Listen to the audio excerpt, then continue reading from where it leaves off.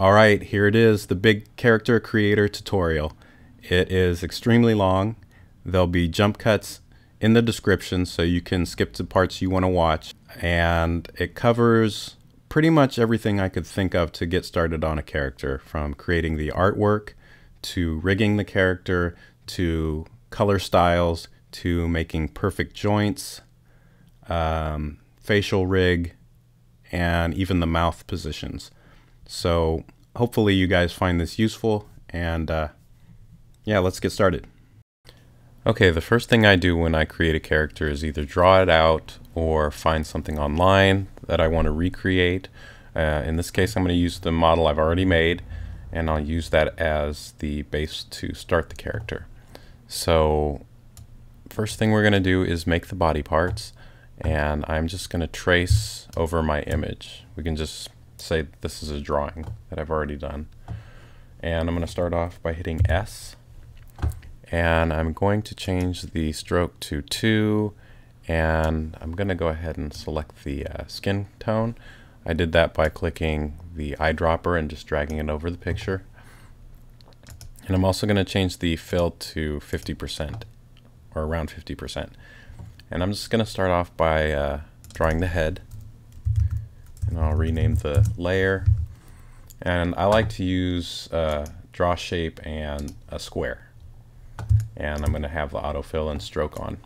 So I'll just draw over the head. I'm going to hit A and add points, and T to move points, and just go around the head. And move points. Then I'll hit C and curve out the points. And I'm just going to get the general shape of the head down. And we can adjust it a little bit more when we're done cleaning it up. Okay, so there's the head. Oops. Create a new vector, call this hair. And I'm making the hair a separate layer because we want to change hairstyles or put them in switch layers later. So I'll select black for the fill color, and it's still at 50%, so we can still see through the drawing. And I'm hitting A to add points again. And I'm going to put the hair behind the ear, because the ear will be its own separate piece, because we want to be able to use that if we ever use a head turn. We want to be able to move that back and forth between where it is in the layers. So like that, and then I'll create a new layer, call it the ear, and we'll go back to the head, hit Q, select the face, and hit copy, and that's going to copy the color that we used. And then go back to ear, hit S, draw the ear, A to add points, and C to curve stuff out. And you don't have to be right over the point, just close, pretty close, and it'll grab the point for you. And I'm going to use the hide edge tool and hide this section of the ear, and then hit W and just shrink down the ends so they go down to a point. And then we'll go ahead, I'm going to turn those off for a second and make a new vector layer.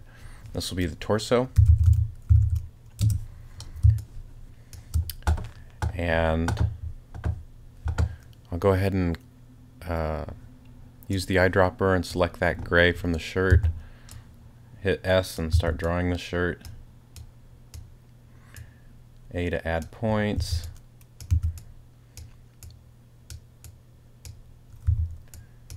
Move points around. Hit C, curve these out.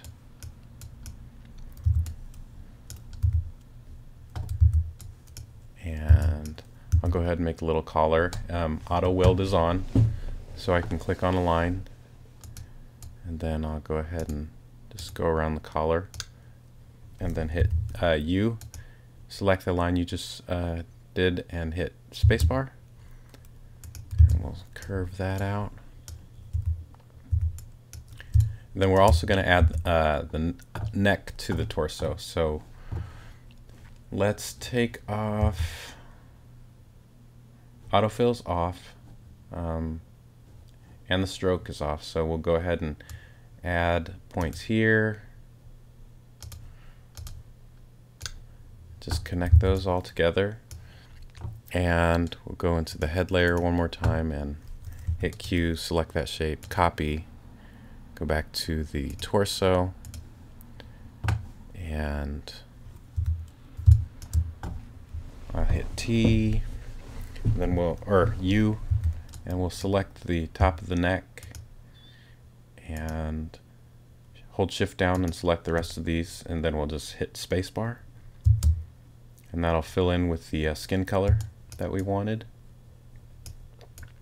And let's go ahead and add the waist to the torso layer. We're just going to try and keep the layers pretty small in number. So do that. Maybe add a couple more points in case we want to make a turn. And I'll hit U, select all the points that we want to make the shape for the waist on. Let's go ahead and change the color to blue, and hit spacebar, and that'll fill with blue. And we'll just adjust. Let's go ahead and use the hide edge tool. I'm going to hide these two edges, and we're actually going to leave these here, because the front leg's going to cover this part. So we'll actually pull this down to there, curve some of this out, hit W, and I'll shrink that. Like that. Okay. And now the arms and legs. Let's go ahead and do another vector layer, and we'll just do front arm. And this time I'm going to turn on the grid. So I'm going to do Command G, then I'm going to do Command Shift G and type in 5. That's going to make the grid smaller, so we have a lot more squares to work with. And the reason I'm using the grid is so I can make a perfect bend in my arm. So I'm going to select the torso, hit Q, select the shirt color, copy it, and then I'll go ahead and hit S, select the front arm layer that I just made, and I'll go ahead and start drawing a square, and I'll zoom in and hit A, add a point so it's equal on both sides, and if not, you can just move one of the sides so you have a perfect center. And I'm going to curve that out like that, and make the sleeve bottom a little bit, and then I'm going to select the head layer again, hit Q, select the skin color, hit copy, go back to the arm again, hit S. Now I'm going to create the arm itself. I'm going to create it in 2 pieces, and I'll draw it to about there, and we'll add points in the center again, and I'm going to drag it down 2 squares, curve that out, and curve this one out. And then I'm going to hit S again, create another square. That's going to be the forearm, and we'll use curves to curve that out, and then I'm going to add a couple points for the forearm and a couple points for the arm. Now it looks pretty weird right there, but the only part that we're really concerned with is to add bones to a pivot point right here and in the center of the elbow. So we can turn the grid off by hitting Command G. I'll hit Q. I'm going to select the 2 arm pieces and hit the down arrow so it's underneath the sleeve. right there. And these points here on the arm we can just adjust, and it doesn't matter. They can be a little off. Actually, the forearm will be like this. Let's turn the grid on one more time. I'm going to make a little circle for the wrist, and I'll hit G and select all of those points at the wrist and turn the grid off, and I'll hit T and I'll shrink proportionally. So I'll grab the corner and hold Option down, so that kind of shrinks into the center, and that'll be good. Let's do one more thing. Let's do vector and do we'll call this front hand. And since I had the skin color selected, I can just draw over the hand, hit A to add points. I'll go around and reshape this to fit my artwork. And adding points. And I'll come in and hit C and curve some of these out so it looks better.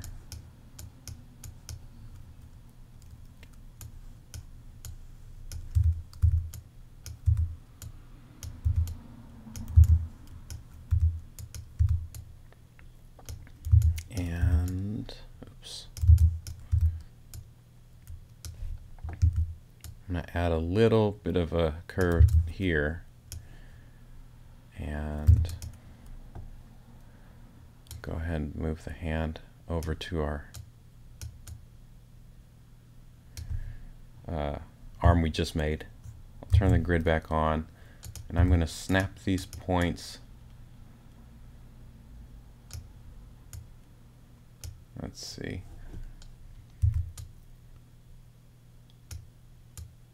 Maybe.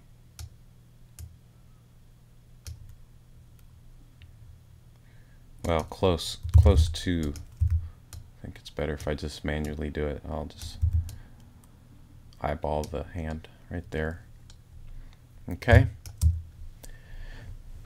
And let's just we'll go ahead and duplicate the front arm. Call it back arm. And then select it all and move it over, because we'll be using that for that arm or that side. I'll flip it even though it's pretty symmetrical, and do the same with the hand. Front hand, we'll duplicate it, call it back hand, and select all, flip it, and move it over here. But we'll just keep it out of the way for now. And let's go ahead and turn all those layers off so we can focus on the legs. So vector layer. Now we'll do front leg. We're going to create this in kind of the same way. I'll go ahead and turn the grid on. Command G. I'll select the pants color with the eyedropper, and I will draw a square. It's about the size of the leg, like that, right about there. Oops, let me hit T, move it out so I can see it. I'm going to hit A to add a point, add a curve, do the same to the bottom, so it's almost a circle, and then I will draw another one. Oops, hit S. And draw that down to about where the feet are, and make a circle here so we have a perfect joint. And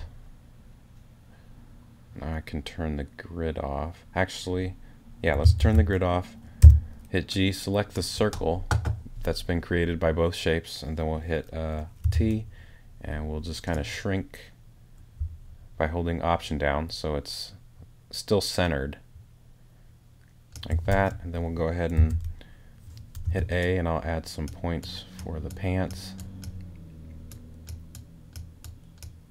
like that. We probably can shrink the hip area too, so we'll just hold Option down as it shrinks like that. And I'm going to hit Q, select the bottom one. I think that should be on top though, actually. Yeah. So yeah, that should be good. And we will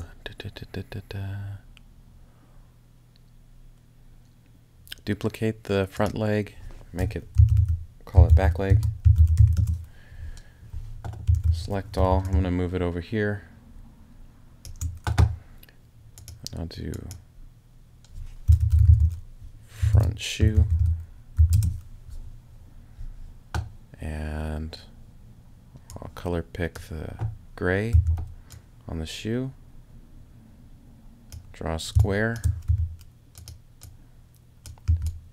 Add points.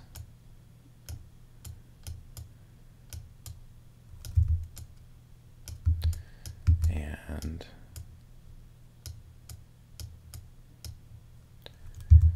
curve some of this stuff out, just like before.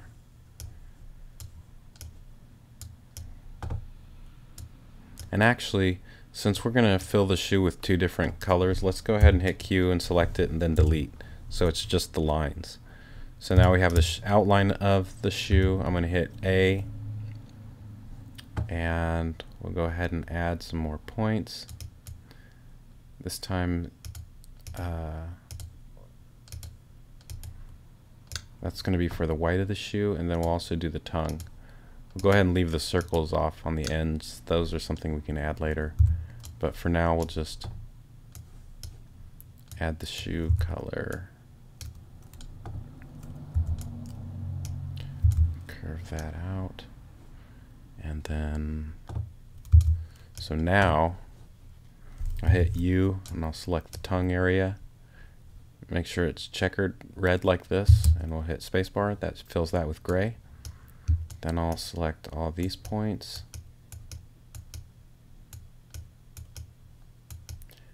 And make sure that fills with gray.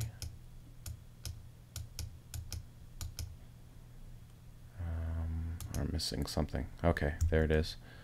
And we'll fill that. And then we'll do the same thing. We'll select all the places, all the points to create the white, the shell toe. And this time we'll hit white, or select white and hit spacebar. So that fills with white. And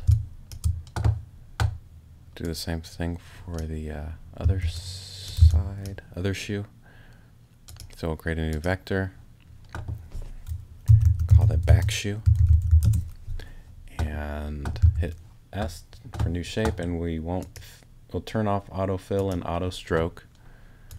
I'll draw the shape, add points,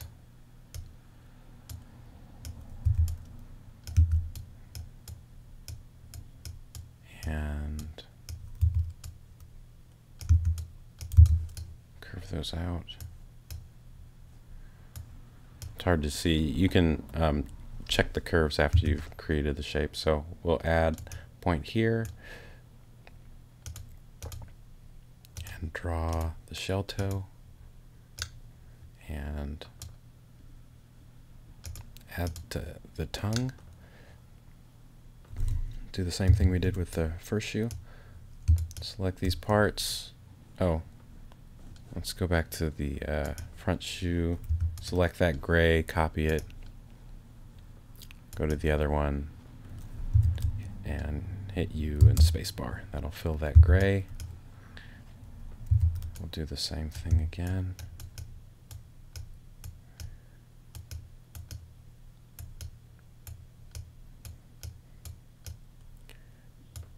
Oops.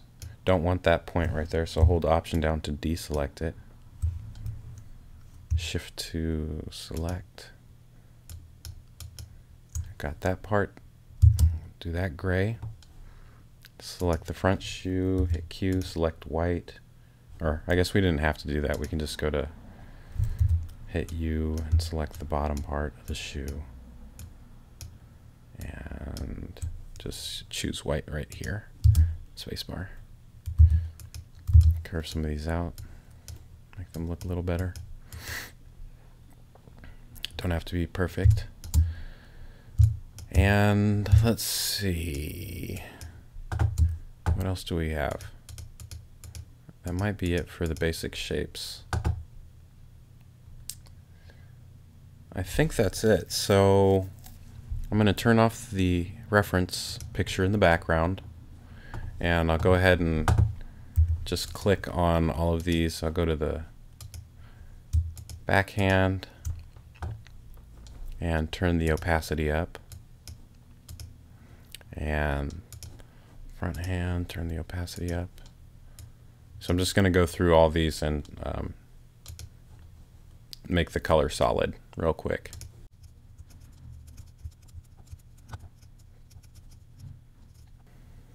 Okay, I've made everything solid. Let's make sure everything's in order. So we'll put the head on top, hair above that, and the ear is above the hair. And oh, let's go to the torso. I'm going to select that blue and copy it. Then the front leg. Paste that color and do the same for the back leg. Paste that color so it's all the same. And let's go ahead and let's see. Torso, where is the torso? Torso's under the head, and then the front hand and should be above the torso, and so should the front arm. And torso. Okay. Then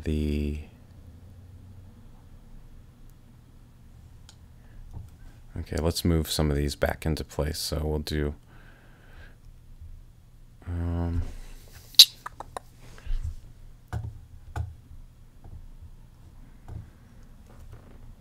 this is going to be the kind of old school method of rigging, where the parts are kind of exploded and then put back together, just because I want to get good bends on the arms and legs. So let's do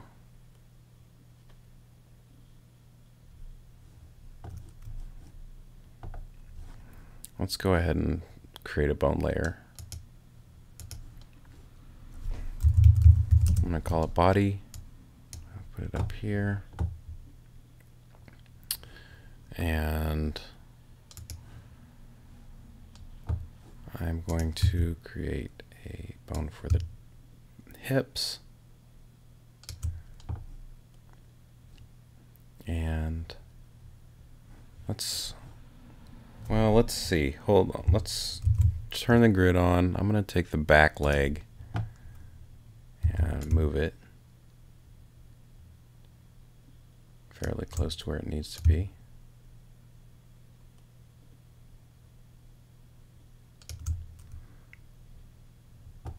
Okay, and where's the front?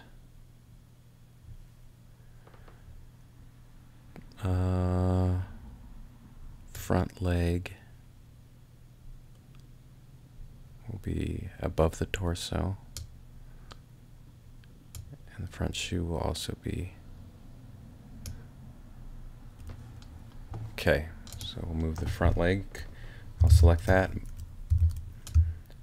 holding T down to move it into place, so it's pretty close. Right about. We'll just put it there.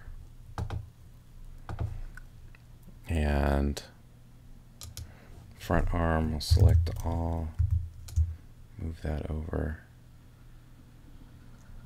right there.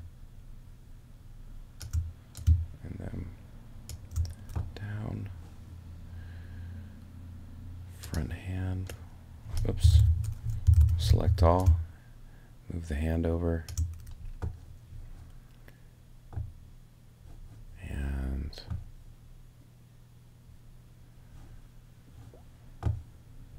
maybe it's better if we select all. I'm going to turn the arm this way and put it there, and then put the hand,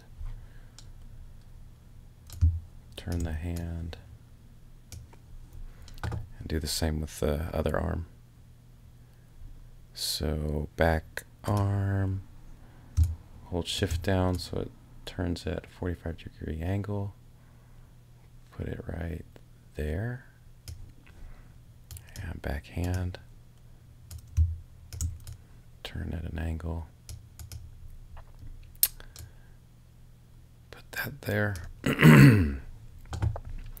Okay, now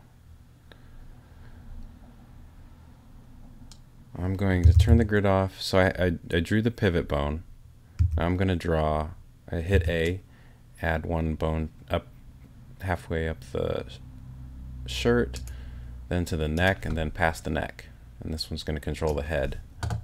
And then I'll hit B and select the chest bone. I'll turn the grid back on. I want to place this bone right here, and it's going to snap to the grid. And we want the pivot to be right there, which is in the middle of the circle that we created. So right there, and then at the wrist, and then the hand. And then we'll hit B and select the chest bone again. And let me turn off the torso for a second, because we want to line this up right. I'm going to hit A and add a bone here to the center of the circle we created. And then the wrist. And then turn the torso back on for a second. And we'll hit B, select the pivot bone in the hip bone, that is, and then we'll select back leg, or I'm sorry, no, we don't, still on the bone layer, what am I talking about? And we'll add a pivot right here where the circle starts. I think it's right there, and drag it to where the center of the circle would be, right there, and then down to the foot and off like that. Then we'll hit B, select the hip bone again, and I think this one's higher. I moved it up higher, so we'll start it. I think this is the center. Maybe not. No, this is the center. Get that kind of where the circle would be, and down to the ankle and the shoe. Okay, now turn the grid off, and I'm going to do point binding. So I'm going to hit B, select the pelvis, so I'm going to select the hip bone, hit torso, and I'm going to hit G and select all these or all the waist parts anyway, and come over here. Oops, what's going on here? Oh, I didn't put all the parts into the bone layer. Grab them and pull them in there. Select the torso and the bone, then we'll hit bind and bind. Then we'll hit B, select this bone, and I actually will grab the bottom of the shirt and these 2 points and bind those. That'll override the ones that we selected for the hip. Hit B, select the chest bone, hit G, select the top points, and bind those. And then I'll hit B and select the neck. And on this, I'm just going to select the top neck, these 3 points up here, and that'll override.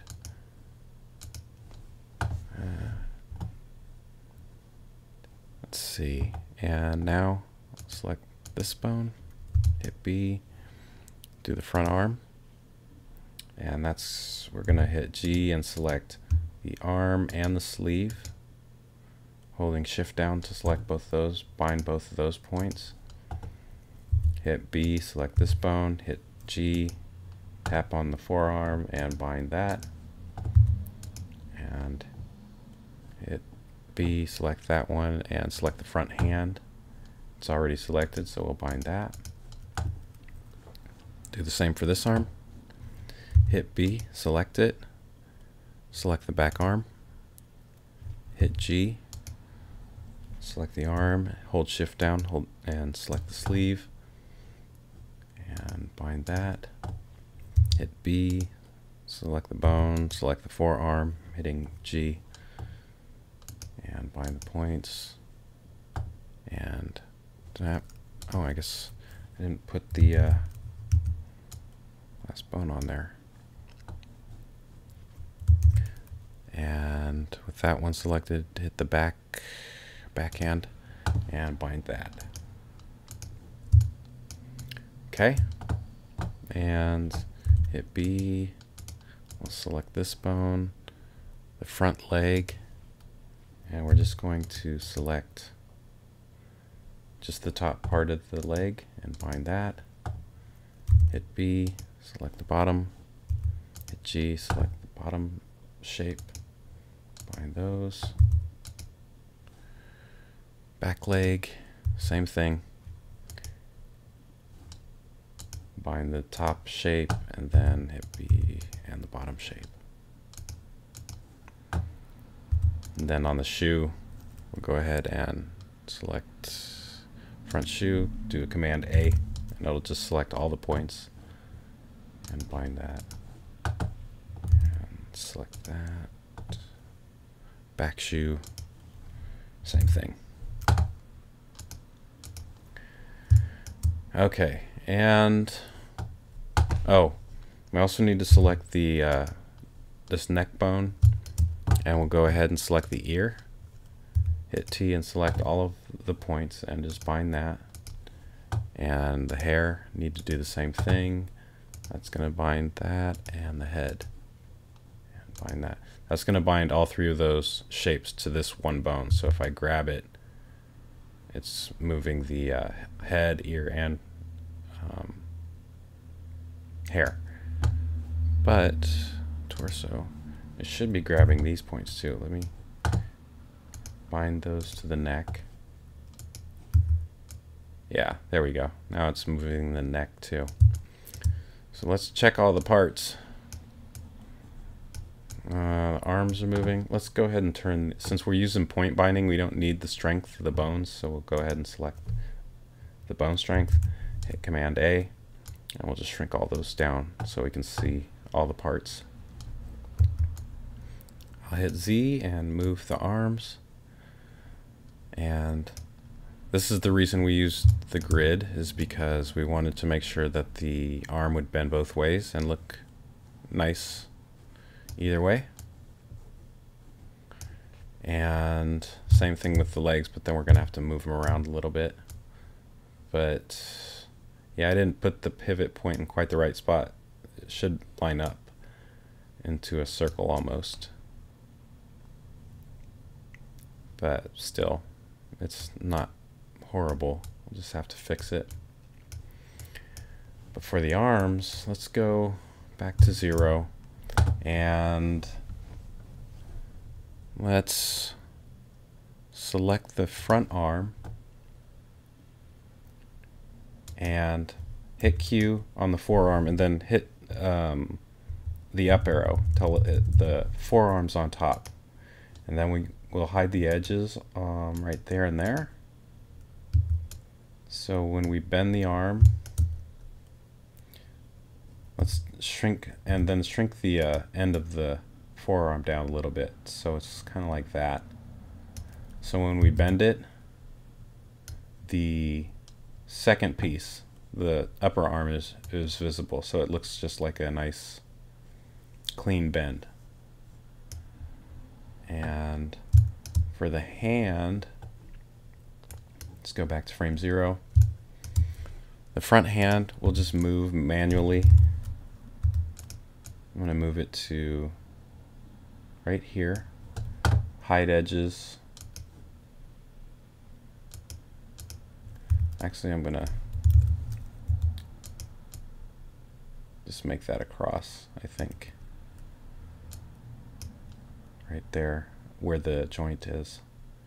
And I'm going to make the hand a little bigger, so I'm going to select all of its points except the base, hit T, and then just holding Option down, I'll just blow it up a little bit and pull it out. Yeah, I like that better. So that's working. The hand's not perfect yet, but we'll fix that. The elbow joint's the one I was the most worried about. Chest moves, and it's connected to the waist. Let's fix the other arm. So same thing, go to the back arm, hit Q, select that forearm, and we'll just hit the up arrow till it's on the top, hide the edge, and pull in the end of the circle a little bit, like that. Curve the forearm up a little bit. Check the bend, and that looks pretty good. So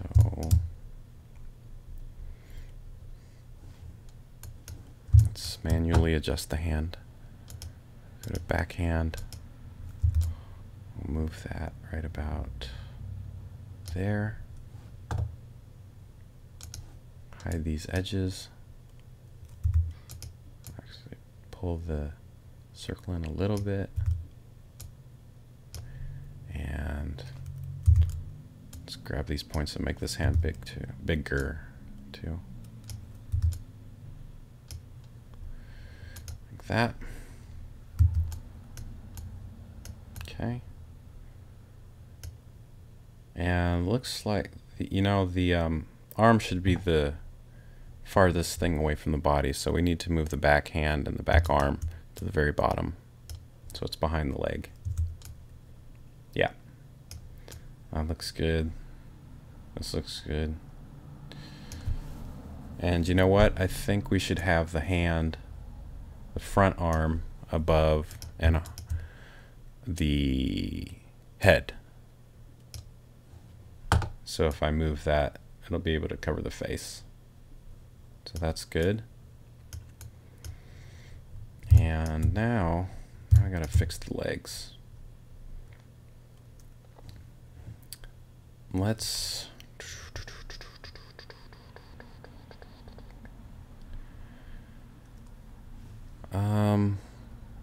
go to the front leg first. And oops, what happened there?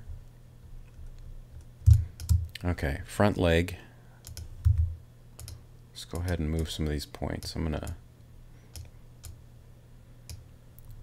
move this over here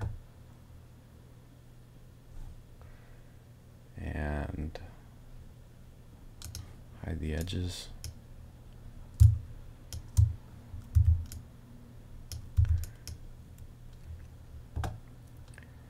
And hit G. I'm going to grab the bottom of the pants and move those over, turn them a little bit,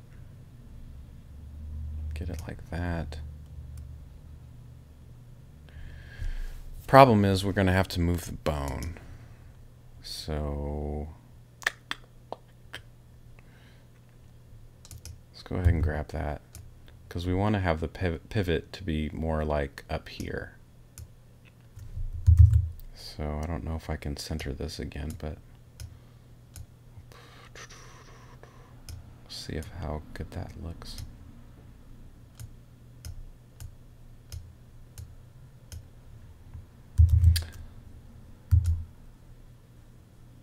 That's not too bad. We can fix all this other stuff with SmartBone, so That's okay-ish. And this one, oops. Let's go back. Same thing with this one. We're going to need to turn the grid on, move the bone right about there. And I'm going to move the pivot point. Boy, I can't tell. Right there. Maybe.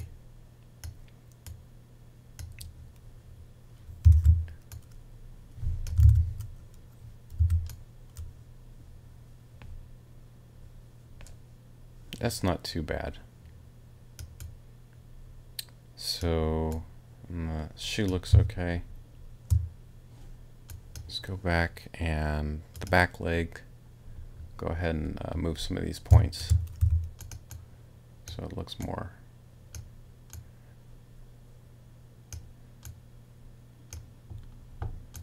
Okay.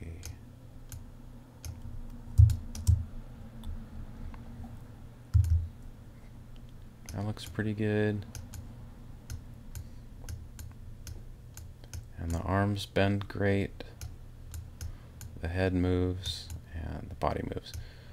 So there's the basic, that's the basic part of creating the bone structure. What I'm going to do now is I'm going to go ahead and clean this up, and then we'll start using SmartBones to fix some of these problems, like when the leg bends, you get this space between the leg and the crotch, or this, where the leg goes into the chest or the shirt. So that'll be the next part.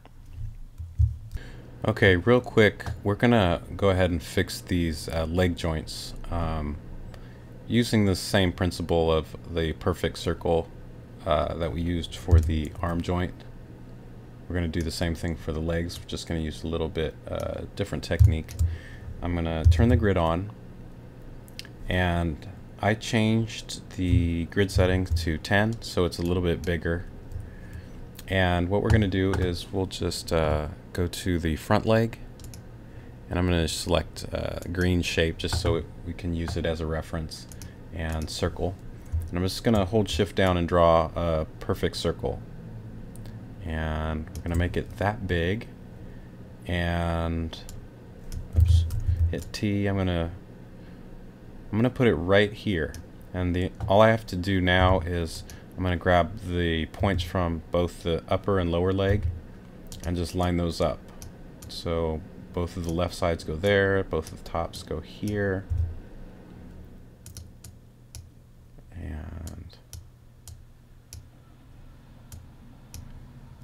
and so both of these end up being centered around this green circle.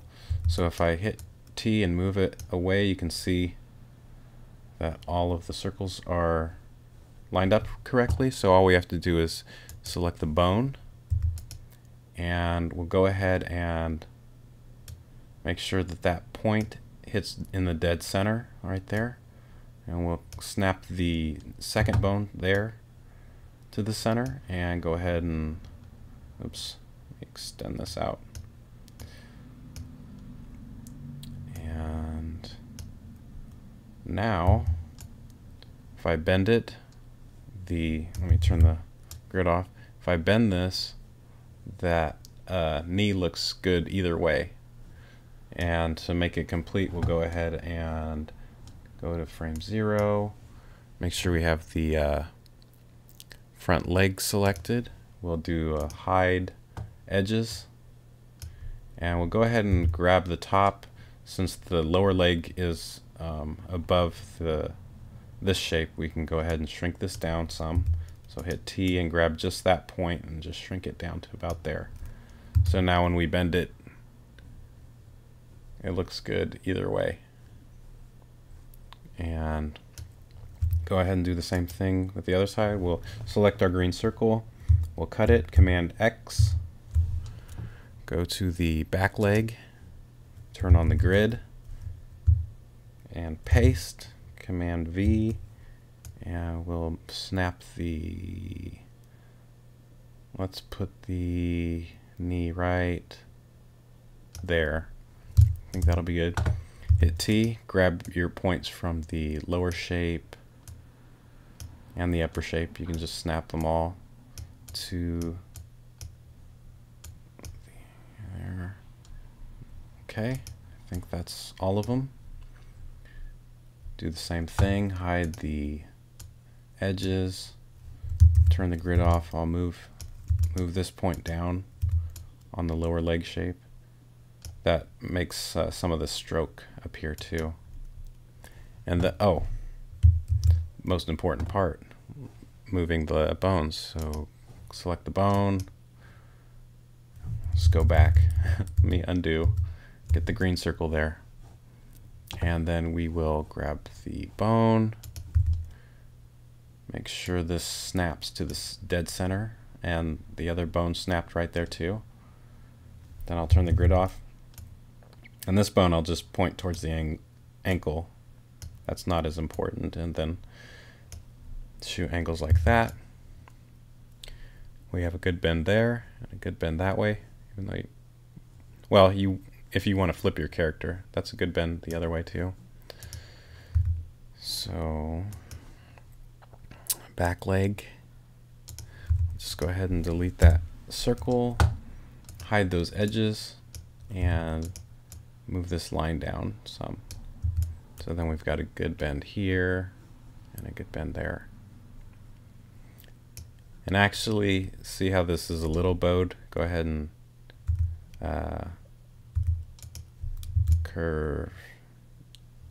uncurve that line at the bottom, just until it looks good to you.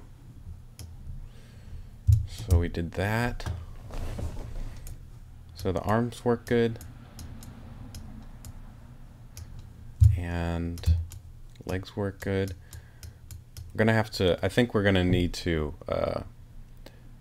make the waist its own layer. So let's go to frame 0, go to torso. I am going to hit G, select these points and delete them.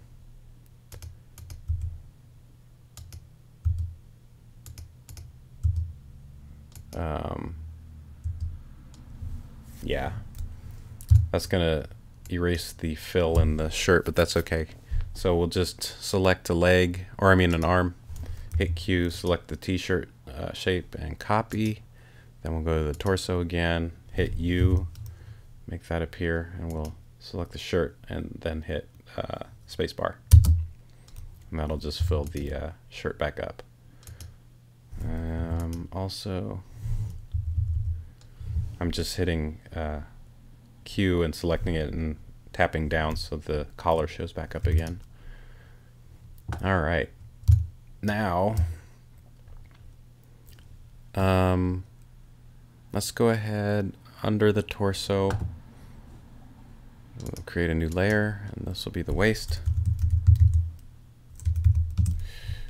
Let's select one of our legs and copy that color. Select the waist layer, and we'll just draw. Oops, make sure you have auto stroke on too. I'm going to use a square. I like squares better.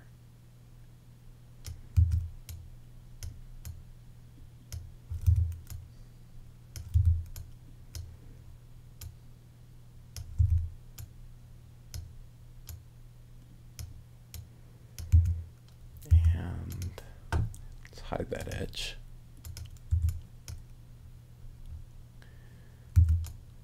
I'm going to add a couple points on the sides, just in case we need to add any curves later on.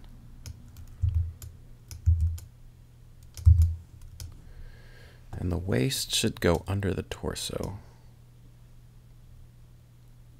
but the front leg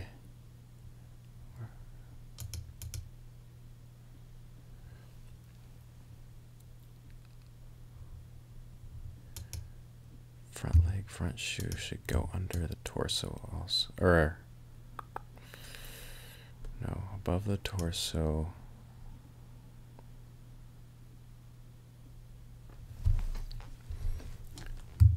Sorry, I'm just thinking how I'm going to do this. Okay, torso needs to be over the front leg.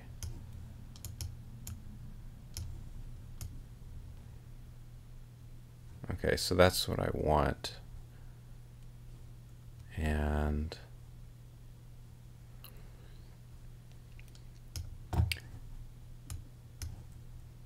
let me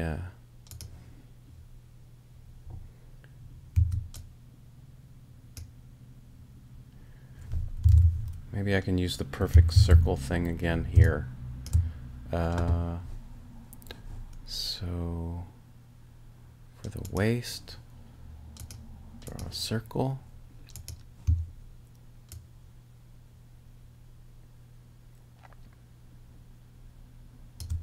Like that. Let me hide the leg real quick.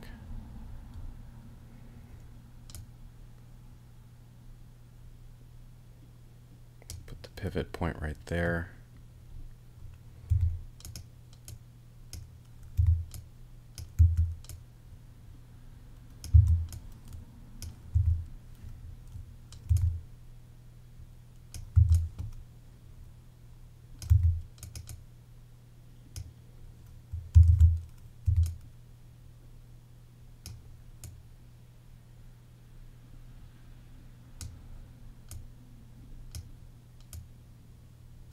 Oops.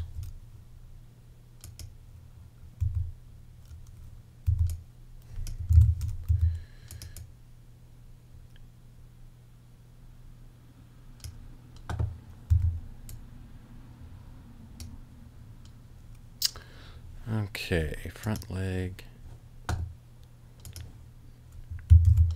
Let's see if this worked, kind of.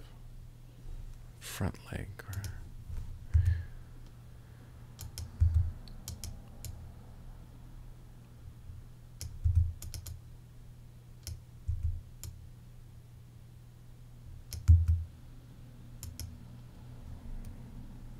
And we'll move the bone.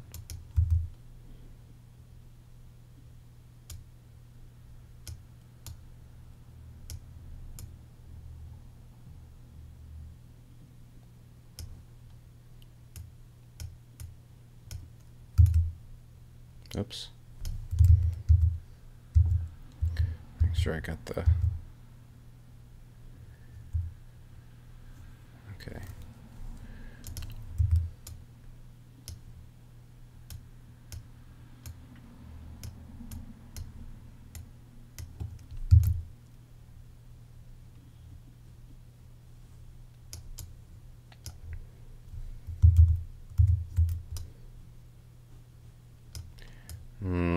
That looks funky.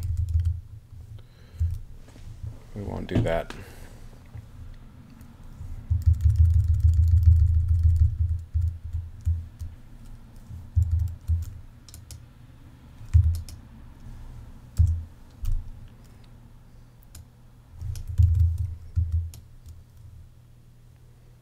That looks better anyway. So we'll just do that.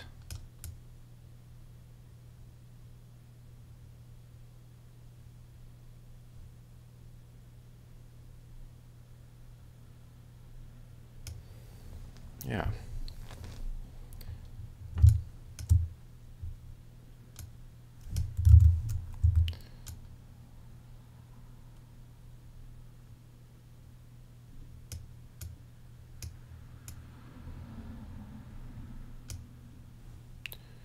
Back leg.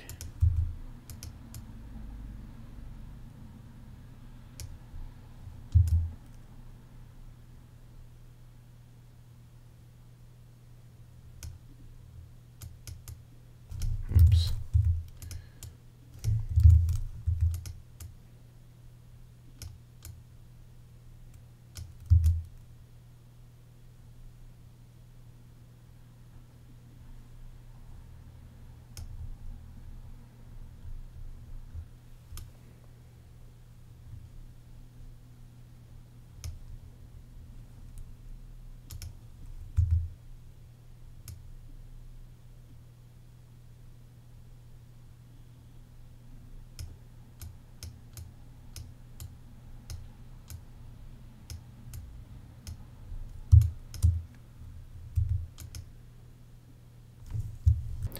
Alright, I've done some minor adjustments. I've added some shoelaces to the shoes, and of course I had to select all those points and bind them to the bone so they're part of the shoe.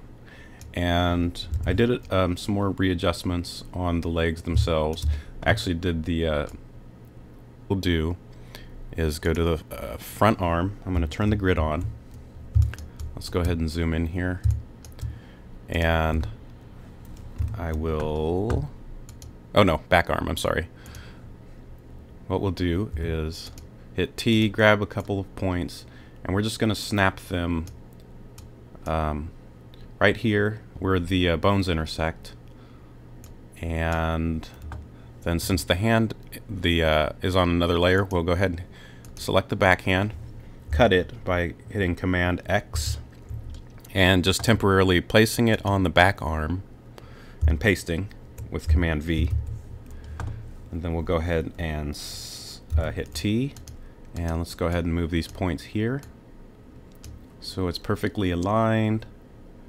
And I'll go ahead and bend this out a little bit, and that's just so we get this lined up just right. And then now that the hand has been lined up, we can go ahead and select it again, cut it, Command X, and paste it back to its original layer, backhand, and paste. So now this should bend. Let's hit Z, and that bends correctly. And we'll turn the grid off, bring the overlap point down a little bit like that, and test it out. And since the wrist looks a little too thin, what we can do now is hit G and select all of the points. Oh, actually, I'm sorry. If we need to readjust the width of the wrist, we actually do need to cut the hand, paste it back on the back arm right there, and then go ahead and use G and select all of these points and hit T and just resize while holding Option down, Option and Shift down, because that'll keep it centered. So the pivot point will stay the same. So we can go ahead and blow that up to where it looks right. I'll grab the overlap, or I don't need to overlap from the arm, and just bring this down some, and let's test that. Actually, let's leave that up. Like, it's pretty good. See how the wrist isn't quite there? We'll go ahead and move this down a little bit. Oops. Test it again. That's really close. It's almost maybe a tiny bit more. Maybe bring the hand in, overlap. Yeah, that looks pretty good. So hit T, I'll go ahead and cut it and paste it back to the hand. The reason I'm putting hands and feet on the other layer again is just so we can add them to switch layers, so we can have different hand poses and different shoes and things like that. And we'll end up doing that with the hair also. So now that we have that, let's do the back arm. I'll go ahead and remember, when you make joints like this, you can move you have to leave these points the same, in the same position, but you can mess around with like the forearm. I can move this point, curve it out, do whatever I need to do to make it look correct, but the joint itself will stay looking pretty good.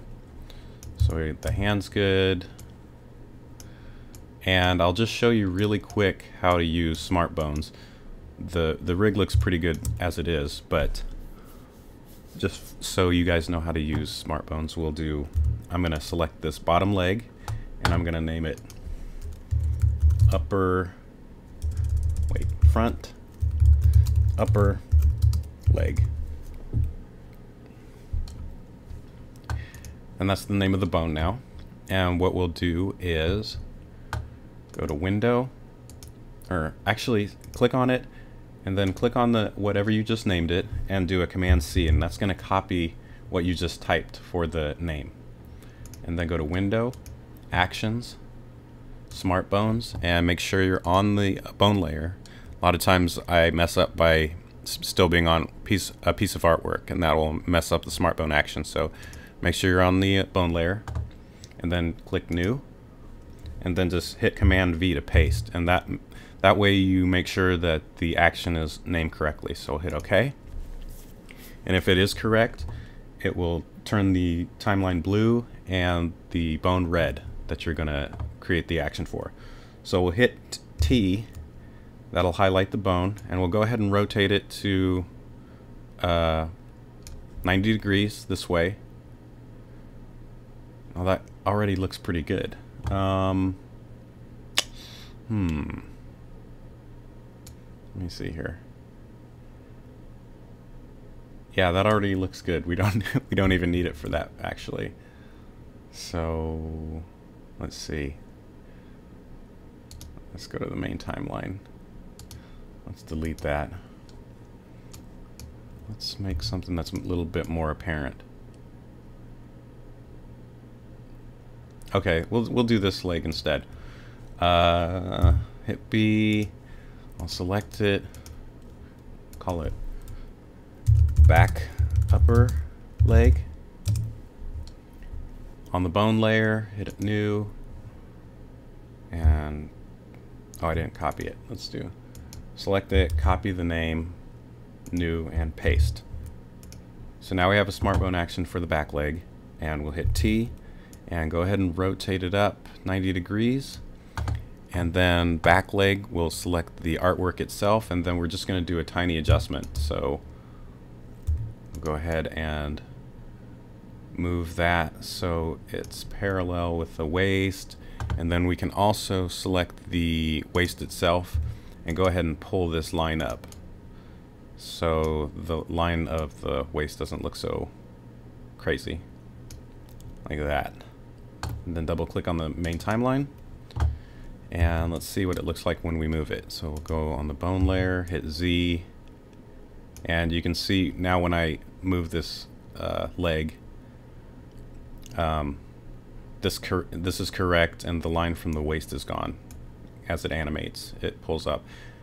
And we can also, let's go ahead and go back into the upper leg movement and do one more thing. We'll go ahead and go to the torso, and let's go ahead and make the shirt move with that action also. So I'm just going to grab one point here. Oops, where is it? And we'll just pull the shirt up so it kind of bends a little bit. Move like that. Let's go back to the waist. Make that go up even higher so it's not visible. And double click back into the timeline. Then we'll check it. And see, now the shirt moves too. And actually, just in case we have our character kicking super high, let's go ahead and let's go in there one more time. And I'm going to change the angle to the extreme, so I'll hit T.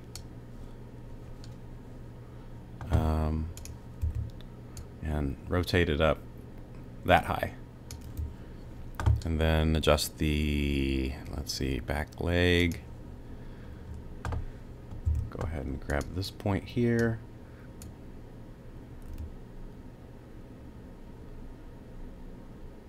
And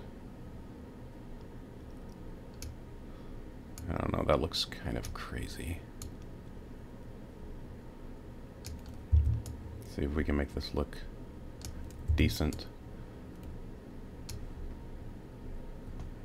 That's pretty extreme.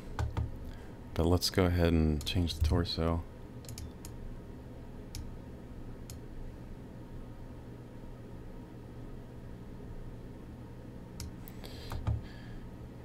Change the waist. That go way up. And when you're making a smart bone action, you really just have to keep messing with it until it looks right. There's no other way than to make a position go back into the timeline, and then check it. So we'll see how it bends. See, now that doesn't look right when you get about there, because the waist separates from the leg a little bit. So you got to go back into the morph again and kind of mess with it. Back leg. I'm going to pull this point up a little bit and see if that does anything.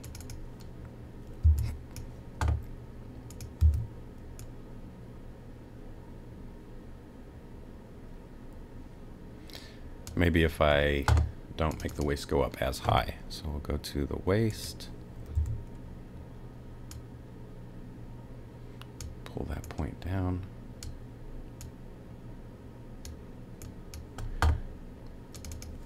Go in the timeline and check it. That's a little better. See, the waist doesn't go up as fast. It's not perfect, but that works. So that's how you use actions.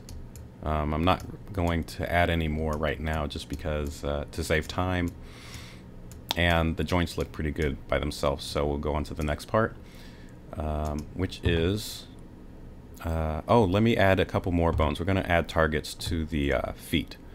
So with the bone layer selected and no bones activated, that one is, so we need to hit B and then just click on the canvas so everything's clear.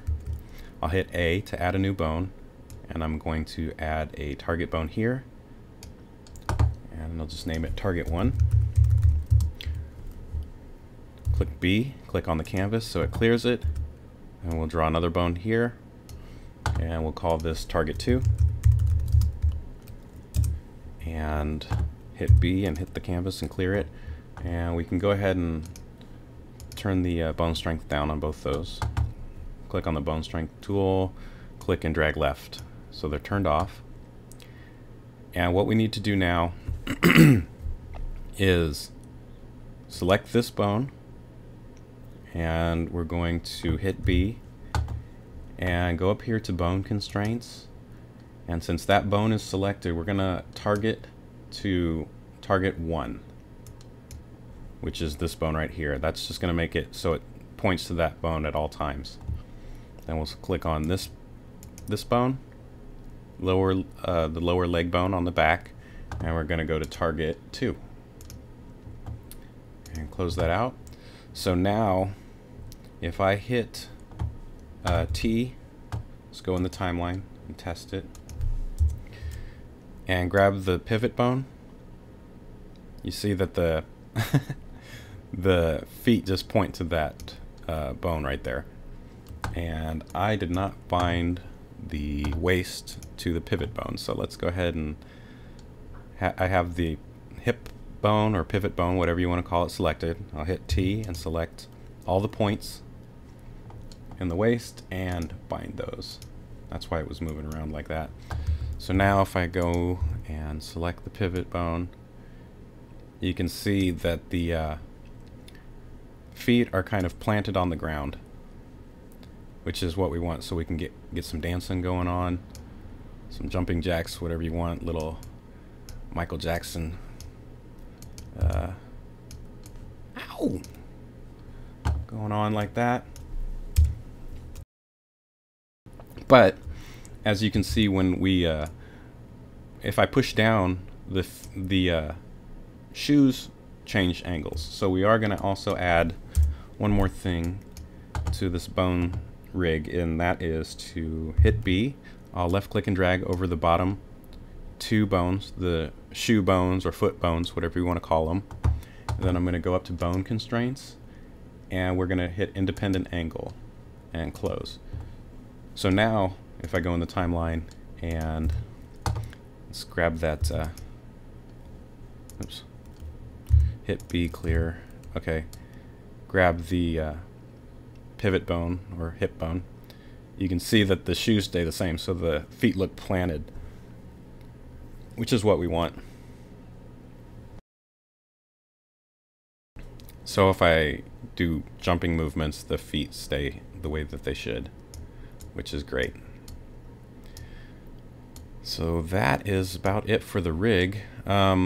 You you'll notice too, like the shoes, or the pants don't bend correctly. But again, we can use SmartBones to fix those points, and I'll do that at the end.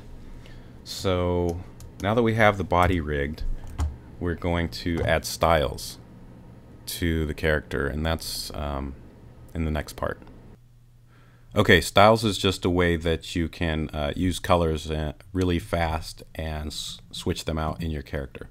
So I'm going to start off by, we'll select the first layer, which is the hand.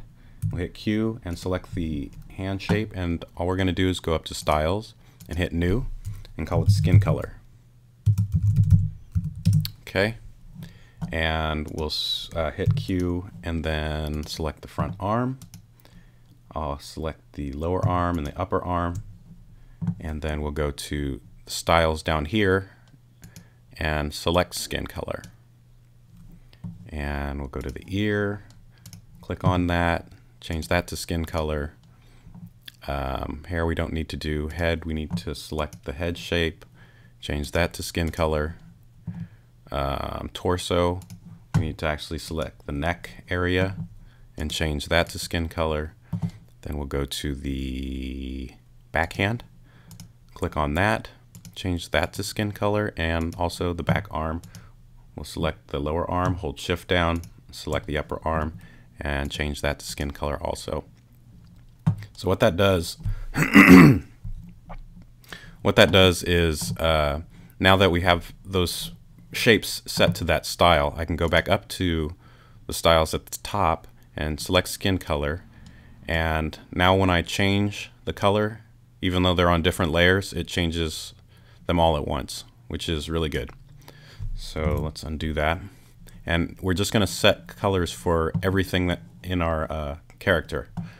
So let's go back to the front arm, because that we need to do the shirt color. So we'll hit Q and select the gray of the shirt. We'll do new, and we'll call that shirt color. And go down to the torso, click on the shirt itself, and down here select shirt color, and then the back arm, click on the sleeve again and change that to shirt color. Then we need to go to hair, click on that, and we'll do new, call it hair color. And then let's head, torso, and then we need to do shoe. So let's zoom in on the shoe, front shoe, and I'll hit Q and select the gray. I'll hold shift down and select the gray on the tongue also, and we'll do a new style, and we'll call that shoe color 1. And then we'll hit Q, or it's already selected. Go ahead and select the white of the shoe, the shell toe, and the laces, holding shift down and selecting all the parts. Make sure you get them all. And we'll do a new style for that too, and we'll call that shoe color 2. And then let's do the other shoe while we're close up to it. Click back shoe, click on the shell toe and all of the laces, and we'll just select shoe color 2. Then we'll click on the gray of the shoe and hold shift down and select the tongue and select shoe color, and then we'll select shoe color 1. Alright, now we need to do front leg, and I'll click on that and do new, call it pants color,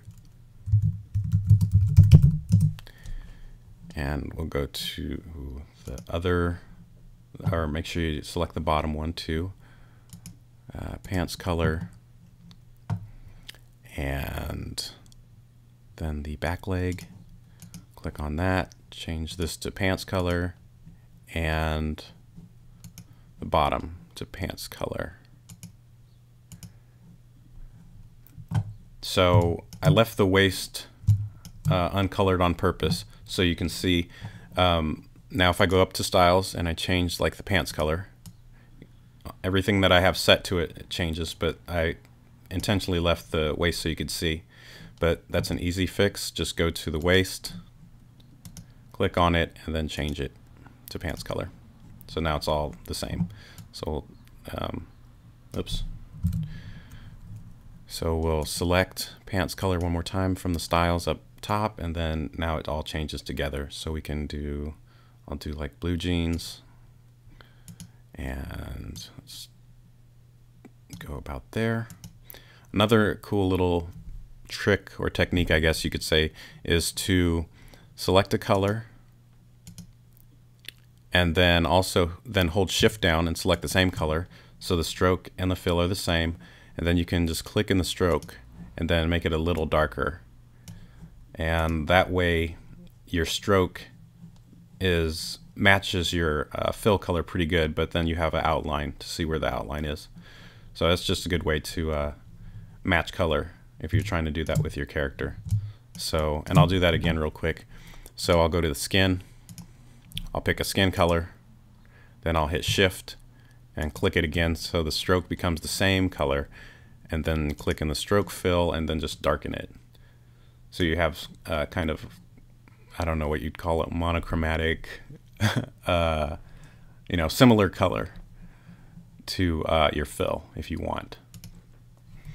So let me back up though, I like that color.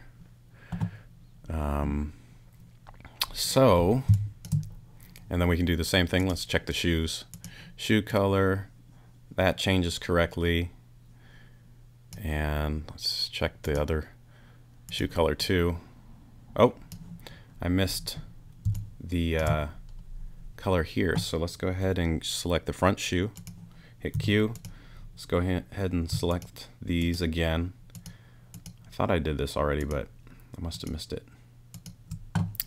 And then just make sure, well, it does say shoe color too. I don't know why it didn't do that. Okay, let's try that one more time. Shoe color 2, let's turn it back to white. And, oops. Make sure that this is shoe color 1. There we go.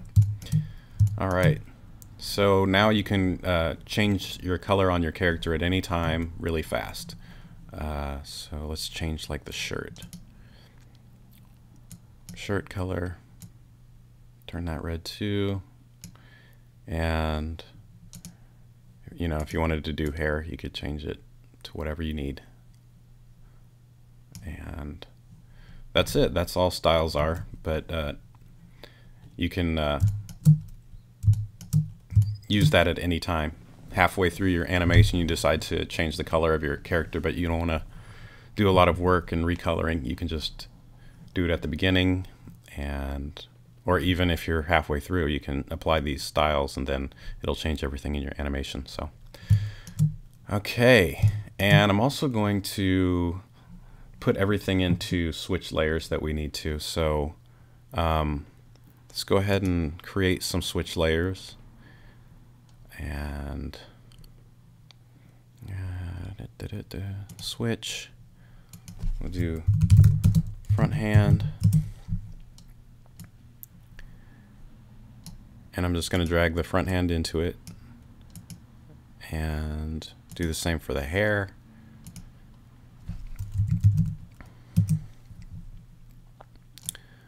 Move that there, put the hair in there, and switch layer, backhand,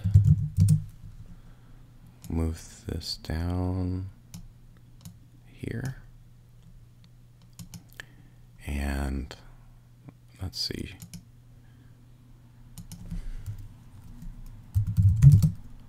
front foot, we'll put, I just put foot because we might make just a foot and no shoes. So and back foot.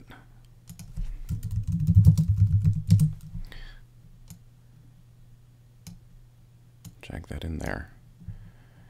And I'm going to select my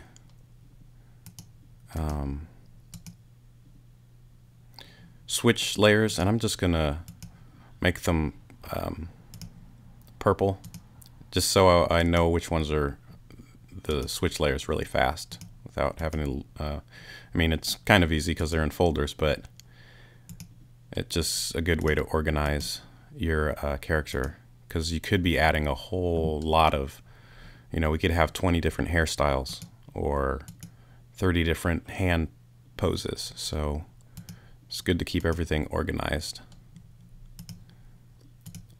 And make that purple too. Okay, so let's see here. Let me check something real quick.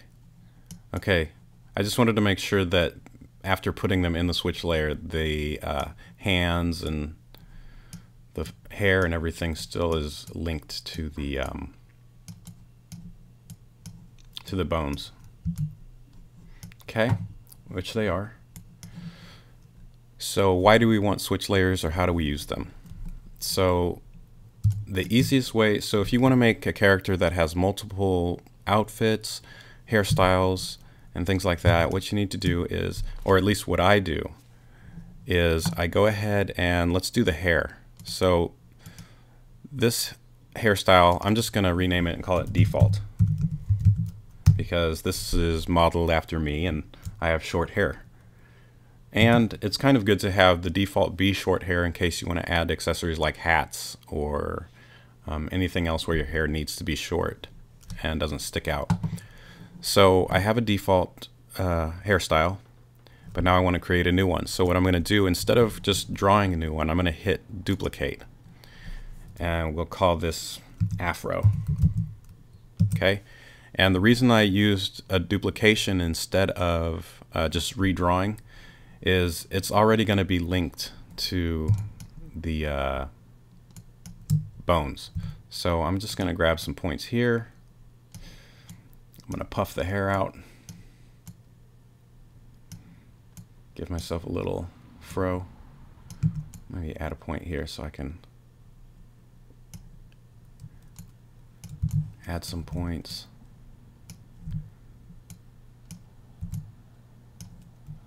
Okay, so now I got an afro, and let's click on the so you can see now that the new hair that I've just made is already stuck to the bone, and it's ready to go. So all I have to do now is right click and choose the style I want, and it's ready to go. So I'll do that one more time. Let's go to, oh, the other reason that I used a duplicate, or I used the duplicate layer, is it also saves the style. So if I want to go and change the hair color, it's going to change that afro too. So if I made myself blonde for some reason, and then I decided to go back to the default, it's also blonde. So let's make another one. So go to default. I'll duplicate. I'll call this I don't know, Bouffante. I don't know how to spell Bouffante. I don't know if that's even a real word, but we'll go ahead and make some crazy hairstyle. I'm going to make a kind of poofy, I don't know what this is. This is off.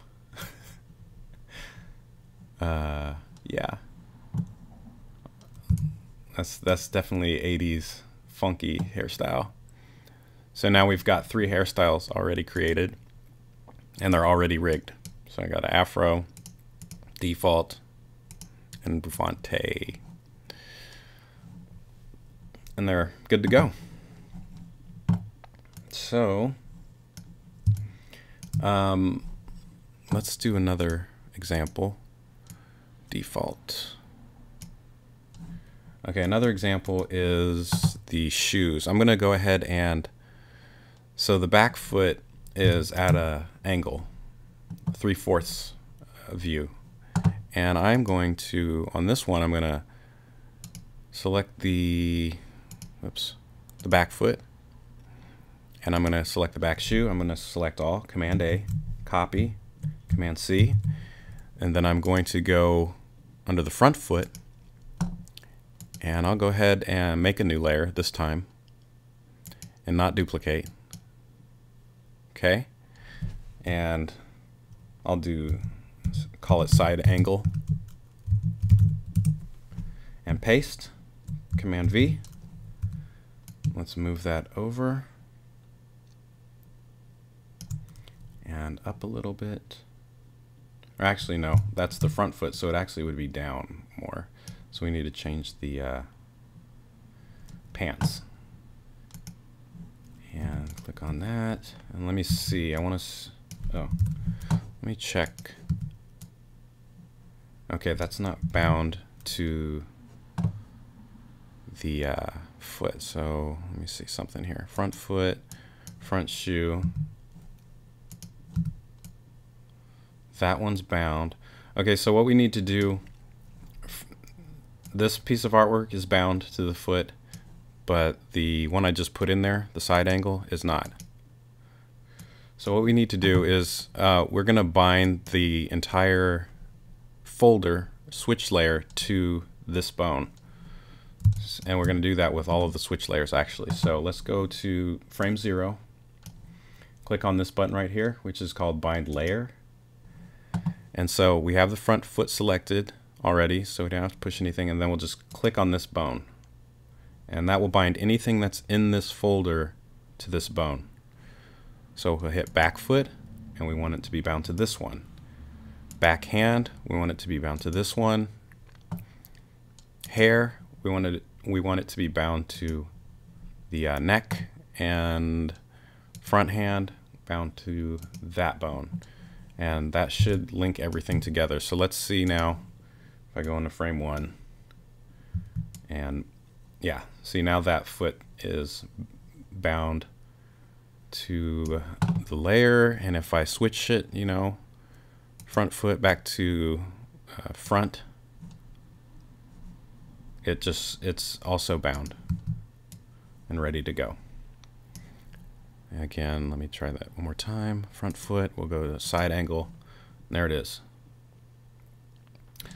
And let me go ahead and I'm gonna back leg. I'm just gonna adjust the points a little bit. Go to frame 0, and oh, I'm sorry, front leg. There.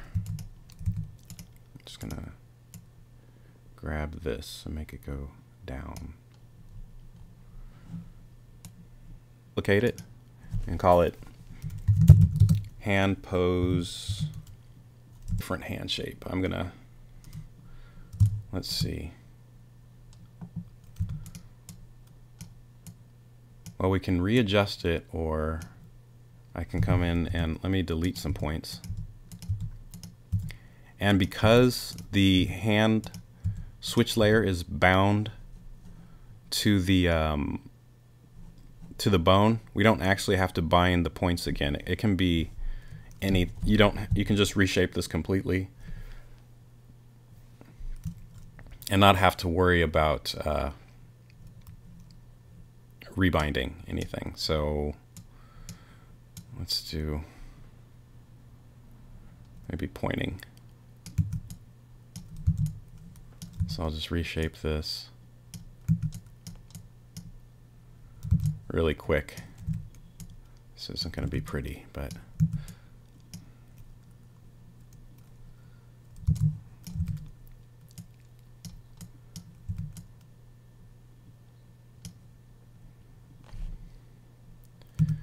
maybe add, even if I add a line like this, kind of pointing, we should be able, it should be bound to the bone. So let's check it, go in the time frame, and so now we have a second hand pose. It's already rigged up correctly and good to go. I can switch it in the timeline back to the front pose, and we're good to go. So that is how you use switch layers. And at the end, I'll show you my character that has several hand poses. Okay, so now that the character's rig, I am going to do the eyes. The face, I usually do the face as a completely different rig because it's just easier to animate the body. For me, this is how I animate, is I do the body first, then the face second, and then I lip sync. Or no, I lied. I do the lip sync first thing because that's the most time consuming. But for now, we're going to make the eyes again. And I already made a tutorial on this just last week, I think. But I'm just going to add it to this tutorial so you guys can make a character from beginning to end and then animate. So let me collapse these. I'm going to create a new layer. Go to frame 0. And we'll create a new vector layer.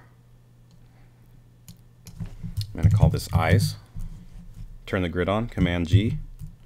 We have a pretty small grid. If you need to make it small, you just do Command Shift G and type in 5. The larger the number, the bigger the squares. So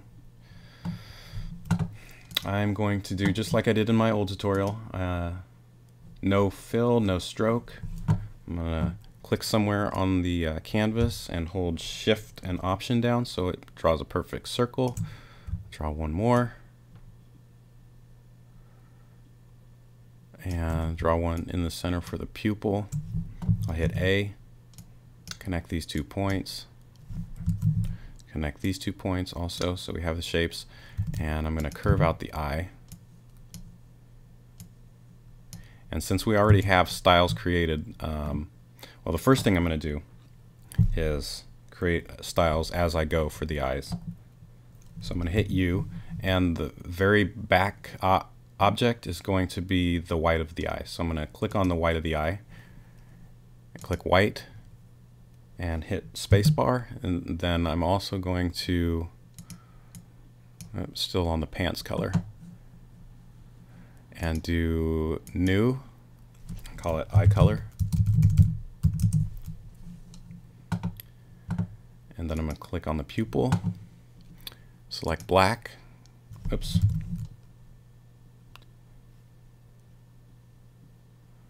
and let me hit U, select just the pupil, come on, there we go, and hit spacebar so it fills. It's going to fill with a white eye color, but then we're going to select black after. And turn this off, and we'll call this pupil color. Then we'll hit U again, and since we already have the skin shape, we're going to do just the fill and not the stroke. We don't want the stroke around the eye. So I'm going to hit G, select, hold Shift down and select the bottom shape, hit U, and we only have the fill on, so we'll just hit spacebar, and let's change this to skin color. And then we'll do the same thing for the top, hit U, select these top shapes, and hit spacebar, and it's still on skin color, so that's good to go. And curve out these lines a little more at the bottom of the eye. Now, the reason I did it in that specific order is because the white is on the bottom because it was the first made. So if I animate the eyelids, they're already in the correct, they're layered correctly. So it covers up the eye and the pupil. Same with the bottom, because those two were made last. So I'll select the pupil. I'm going to take the stroke off of that. Now I'm going to select all, Command A, copy paste, move the eyes over, And then I'm going to create some eyebrows, and I'll hit S and turn the grid off because we don't need that anymore. And I am going to turn autofill on and auto stroke, and I'm going to select the hair color, use the square tool, draw a rectangle, and I'll add a couple points on the top and bottom of this rectangle, and then reshape it to look like an eyebrow-ish. So kind of angled up a little over here, and I'll click on all of it and curve everything out.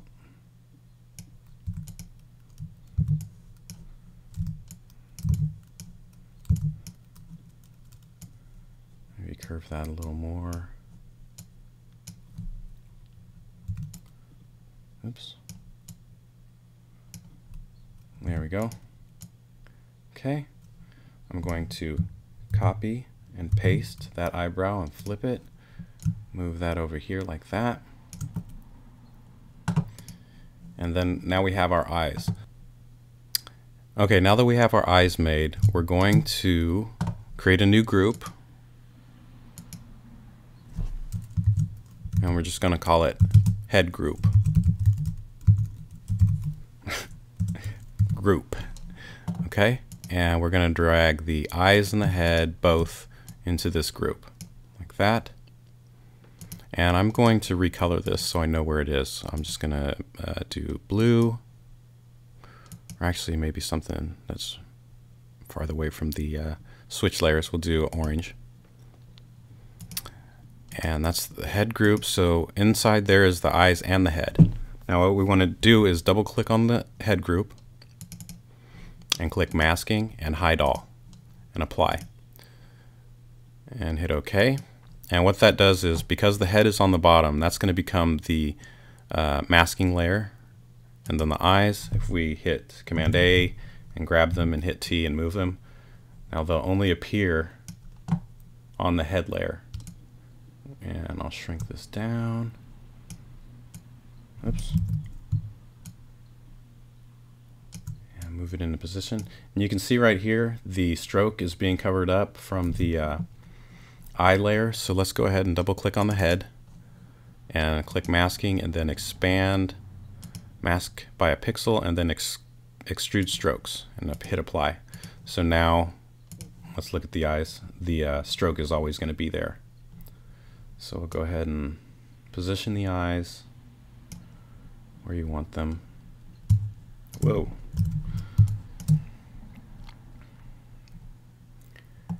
And let me go ahead and,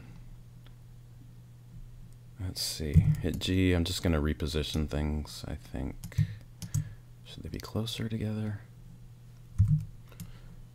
Select, hit T, and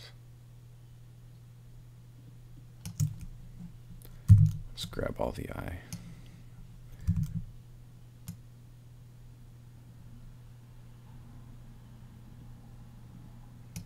Oops.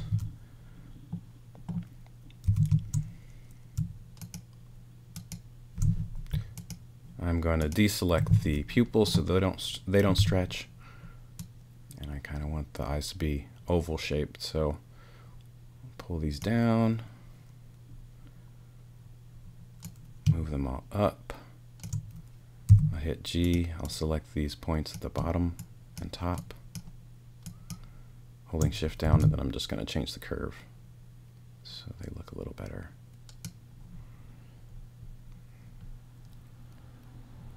And maybe bigger. Let's see. Hit T. I'm going to select all those.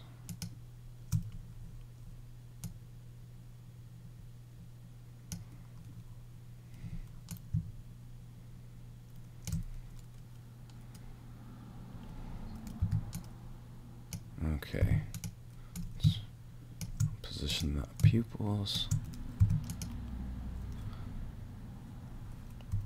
make the eyebrows bigger, kind of wherever you want them. And I'll go ahead and place those. All right. And then, oh, let's go ahead and change the head group to a bone layer. So we'll just right click and click convert to bone. And then I'll rig the eyes just like we did on the last tutorial. So I'm going to hit A to add bones. I'm going to draw one here. Draw one here. And that's going to be connected to that first one. Hit B, select the first one, then I'll draw one here also. Hit B, deselect, and we'll do one to control the pupils. I think I'll just draw that down. And one in the center of the pupil, kind of.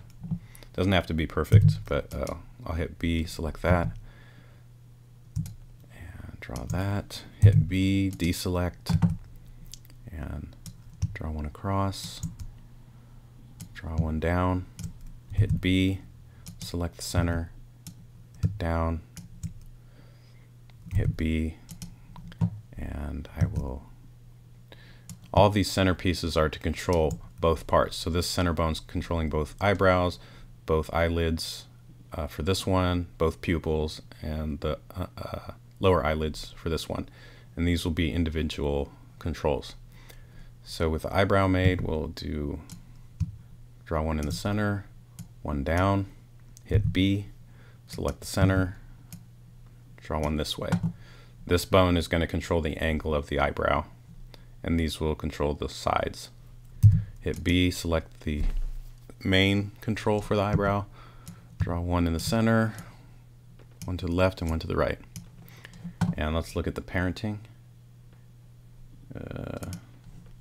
So these two go here, those two go there, so on and so on. And that's all good. Oops, except this one. We'll hit B, select it, and hit P to parent and reparent it to this bone right here. And then we don't need any bone strength, so we'll do a Command A. Select all of them and just turn the bone strength all the way down because we're point binding everything. I'll go ahead and hit B and clear. And while we're in the on the eye layer, I should say, let's go ahead and hit B, select this bone, hit G, select that point and bind, and hit bind here. Hit B, G, bind and bind. B, G, bind points, and same over here. We just have that one point at the bottom, so we just need to bind just that. We'll click in the center of the pupil, so we select all the parts of the pupil and bind that. Hit B, hit G, select that point, bind, and we don't have to do any binding here with the mid bones because they are just going to control both of these. So I'll grab this. Oops. We'll grab these 4 points on this side and bind. And hit B, select the side of the eyebrow, and hit G and grab these 4 points and bind those. Do the same with this side. Bind and bind those 4 points. So now if we click on the head group, the bone layer, if I go into the timeline and hit T and test it out, this controls both eyebrows, this controls the pivot of the eyebrow, and these control the sides. So you can move those around like that. This controls the eyelids together. These control separately. And this controls, oh, whoa. Careful when you grab bones. It's turning the entire head. So, oh, somehow it's, this got bound to the head for some reason. But we'll fix that. but it is controlling the eyes too. I don't know. Let's select the head. And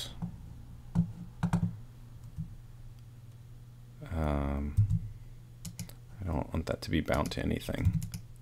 So I think I just clicked on it with T and then clicked off, and I think that unbound it, but we'll see. Let's find out. It didn't. Head.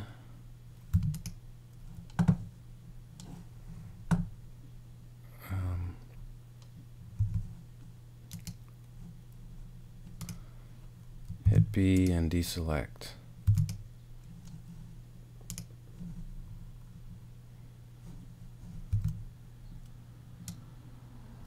Okay, how do I get this unbound? I'm going to leave this in the video because I don't know. Let's go to frame 0. Head group. Deselect.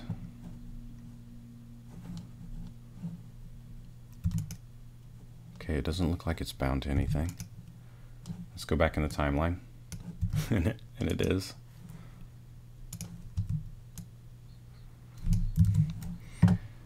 Oh, I want to leave this in because this might happen to you, and I don't know why it's doing this, but that's part of the process, is to figure out the problem and fix it. So select, oops, go back to frame 0. I'm going to select everything, hit bind points.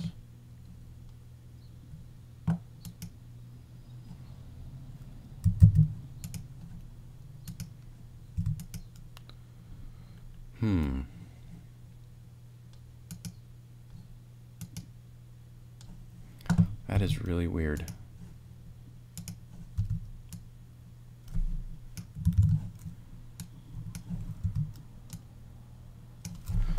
Why?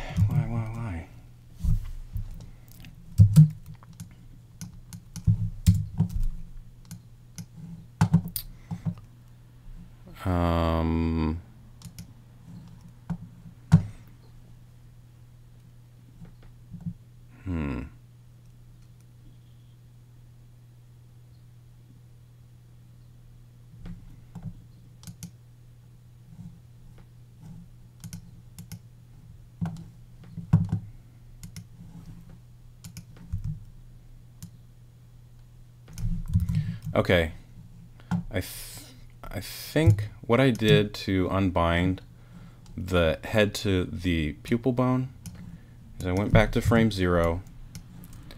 I clicked on the head shape and selected it, then made sure nothing was selected and none of the bones were selected, like this. And then bound the points, hit bind points, and bind points again. And I think that actually unbound it. So let me double check here. Yeah, so now the pupils are controlled by this bone. You can individually move them by grabbing these, and same with the bottom.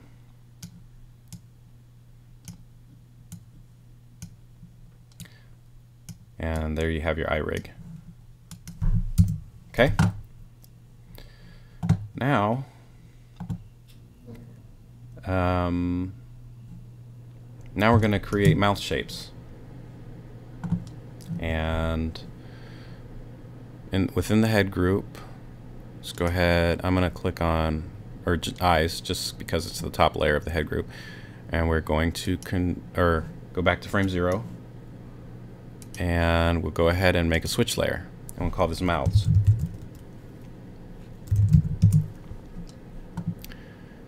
And go ahead and create a new vector layer, and we're gonna do that'll be the first mouth that we make, and drag that into the mouth switch layer.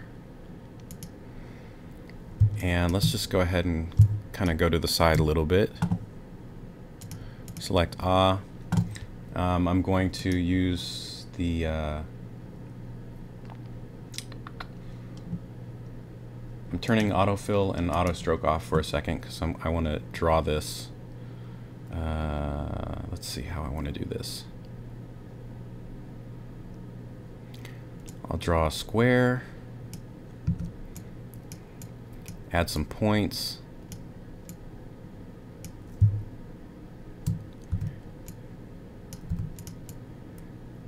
and let's see. Add a couple more points.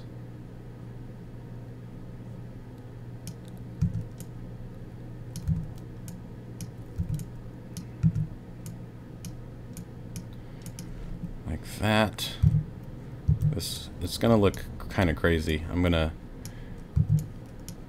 make the lips. It's been a while since I've made a mouth because I just use the same one over and over again. So there's that. And then we'll just, okay, these will be the lips. I know that looks really weird, but we'll draw a shape like that so it looks like a C. Then I'm going to draw, this is going to be the teeth, the top. Draw another rectangle, this will be the bottom teeth.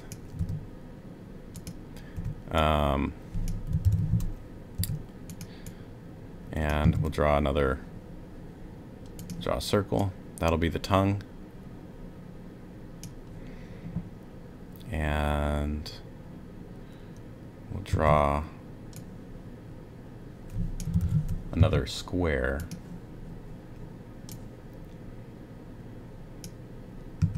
And that's going to be the inside of the mouth.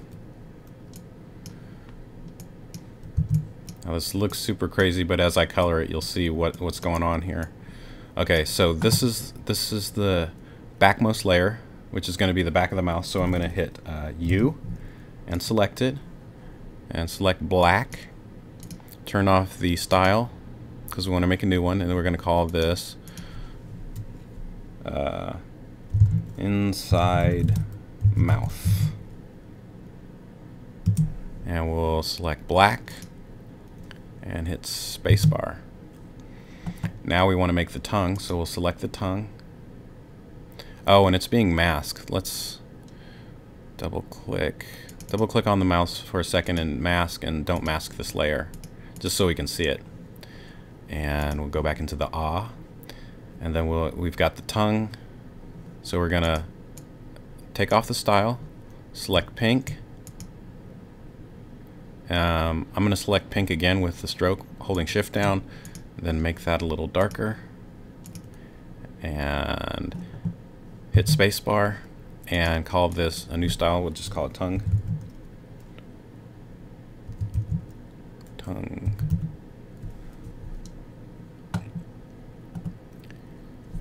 And then let's see, we'll do the bottom.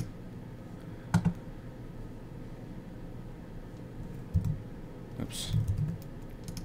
Do the bottom.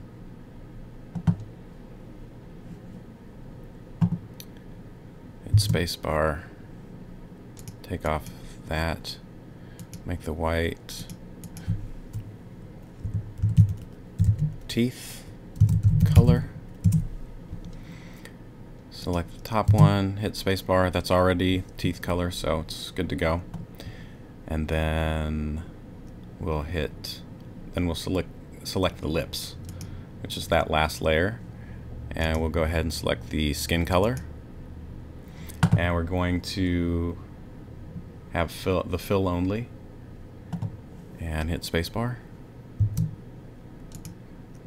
and that should be good. Let's see here. Oops. And then I want to add a line around lips, so we'll select the points around the opening of the mouth, like this. Maybe this point too. I'm going to hit U I'm going to select stroke only and hit spacebar. And that's going to change the stroke to the skin color stroke. And let's go ahead and rearrange some of this stuff here.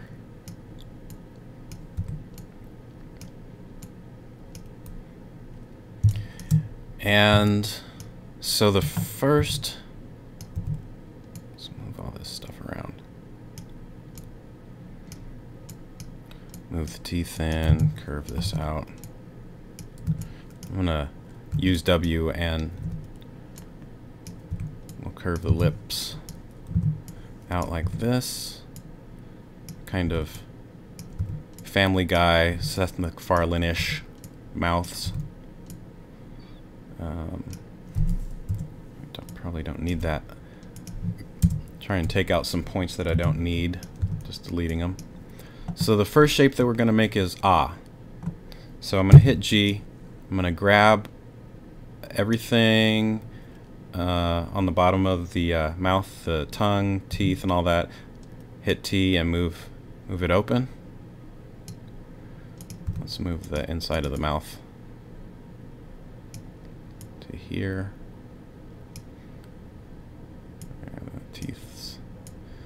Teeth like that, and then ah, the bottom's not usually showing, and the tongue is in the back. So let's make it ah. Let's make it way bigger, or open. Ah. Okay, I'm gonna select all. We're gonna start making it on the head so it looks right. Let's go ahead and double click on the mouths layer again and mask it. So mask this layer, apply. That way it's not going to accidentally go off the face. And I'm going to go ahead and resize it. Selecting the mouth group, then the layer. And we'll just shrink that down like that. Let's stretch it out too. I think it should be like,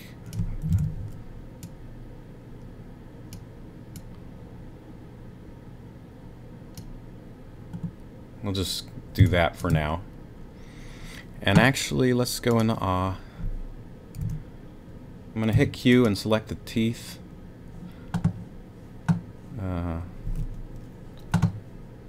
And turn the stroke on. Let's change the stroke to gray. So hold shift down and click on go into the teeth color, and we'll change the stroke to light gray like that.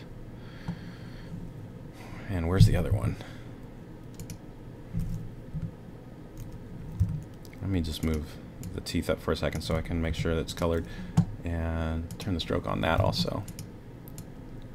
Move it out of the way. I'm going to select the tongue, turn the stroke on that, and that's already colored correctly, I think. Yeah. So that's the ah mouth.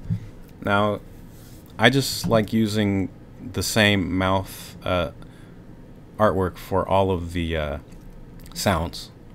I can't remember. They're called phonemes.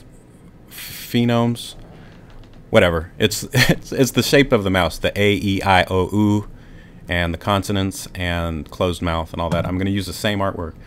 For one, it's easier to do, and for two, if you want to use interpolate layers, which is creating the Anime Studio creates the keyframes for you. Using the same mouth will give you a good result. You won't have to mess around a lot with redoing mouths. So there's the ah. I'm going to duplicate it. This is going to be the eh or the e sound. So call that eh. All we're going to do is grab the teeth on the bottom.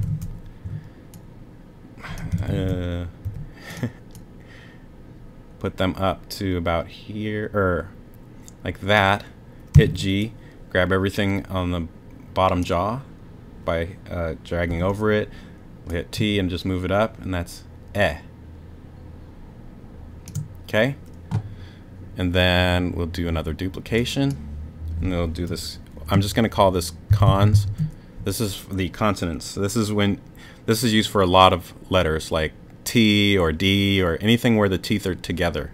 So we still have this selected. All we're going to do is hit T and just put the teeth together. And it's probably one of the most commonly used mouth shapes.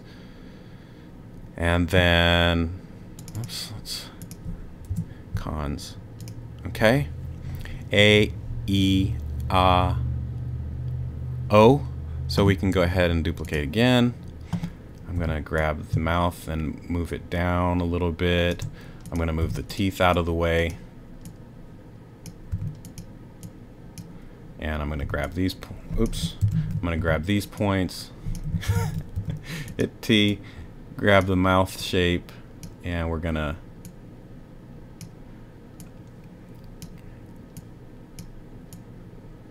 bring the mouth to kind of a ooh sound or shape. So we'll curve this in like that. Ooh. I'll just O or W. So I'm just gonna call it OW and apply. Okay, so we've got 4 mouth shapes. Let's go ahead and do R because it's almost the same. You just we'll just call this RR. And R is really just an O shape with a little bit of teeth showing. So hit T. Why is this so hard to grab? So we'll just do like that and maybe move the lips a little bit. So the bottom lip's like It doesn't look like it, but when you're lip syncing it, it'll look fine. Let's go back to ah. Let's reshape that a little bit. That looks. Let's duplicate that. A, E, I, O, U. Oh, L. So we can do L. And for L, I'm gonna hit G. God. Hit G. Drag over the bottom parts of the jaw. Bring it up a little bit. Move the tongue. And when you do an L, it touches the back of your teeth. So L is right there. That one's done. We'll apply that. And let's do closed mouth, which, let's see, we'll just duplicate the cons. Doesn't matter which one, we're using the same artwork for everything. So we'll just type closed. And since everything on the bottom is selected, we'll just bring it up to halfway. And we can grab, trying to grab just the lip. Oops. Holding shift down, selecting points. I think this is the lip. I don't know, we'll see. Hit T. Yeah. So we'll close. That's closed. We can copy that and we'll do closed and then smile. We'll just pull this up like that. Curve some of these. Close smile. Close sad. Grab the endpoints, just turn them down. And let's see, A, E, I, O, U, L, M. And I think that's all we need. And we can always go back and make more. I'm going to rearrange these in the order in which I use them the most. So I'm going to do closed first, then ah, then eh, O. Oops, closed on the top. R. Oh, consonants is probably second. And L, close to the bottom. The sad and the smile and the closed sad and closed smile I put on the bottom because they don't get used as much, and I like to put the affected ones at the bottom. But this is for lip syncing. Let's do the ah and copy one more, and we'll just call it yell. And this one will really exaggerate.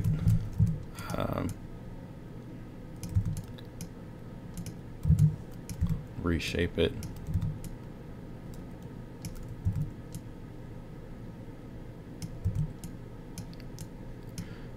And just make it look comical.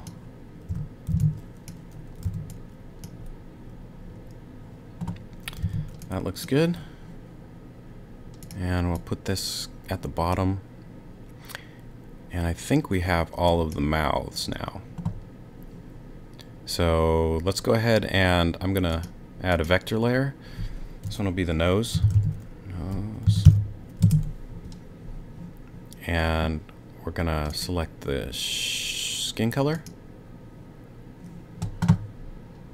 Draw a new shape. I'm gonna use the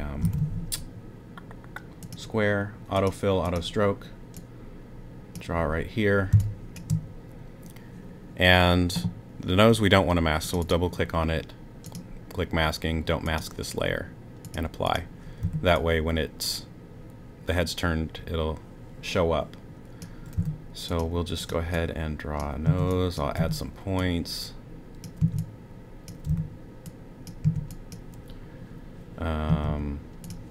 Gonna hide some edges over here like that. Curve this line. Curve, curve. Oops.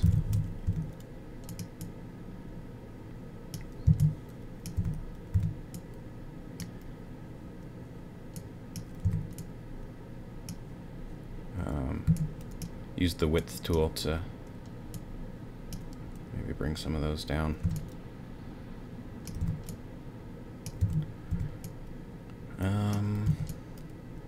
Maybe not have that curve. We'll just have that like that. Okay. And let me check something real quick. I'm gonna right click. Okay, there's closed.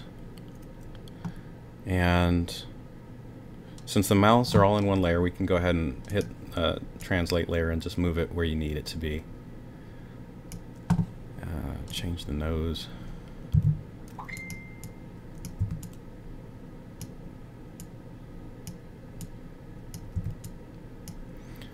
However you want it to look. That should be good. Let's see. And let's test. Let's go to the body real quick, and I want to test to make sure. Okay.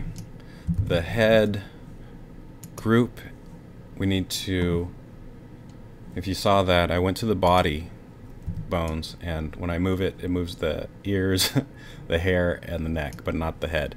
So we'll click on the head group, go back to frame 0, and we are going to bind layer. So bind layer and bind it to the neck. So now, okay, now the head has the nose and the eyes and everything we just made, the lips or mouths, all bound there. So let's see, the mouths look really big. Select the head group. Mouths I'm gonna label also. I'm gonna do green so we know where they are. Apply. And let's go ahead and reshape those a little bit.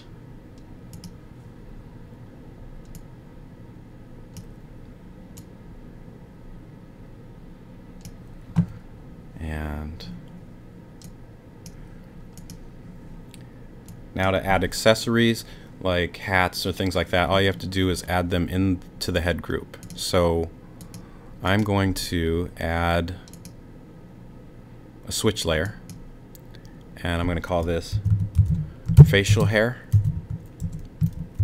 because I do have a beard goatee, so I will drop that into the head group under the nose but above the mouth, and I'll create a new vector, drag that into the facial hair, and I'm just going to call it beard. I'll come in here and I'm going to go ahead and no fill.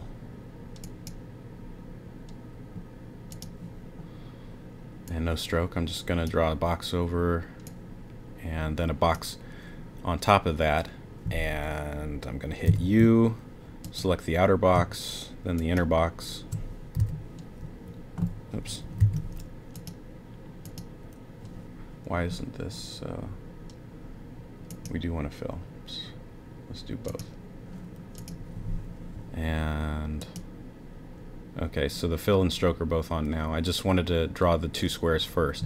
Now you select the outer one, hold shift and select the inner one, and that cuts that out. And we're going to change it to the hair color. So hair color, hit spacebar. Then I'll just move some points around.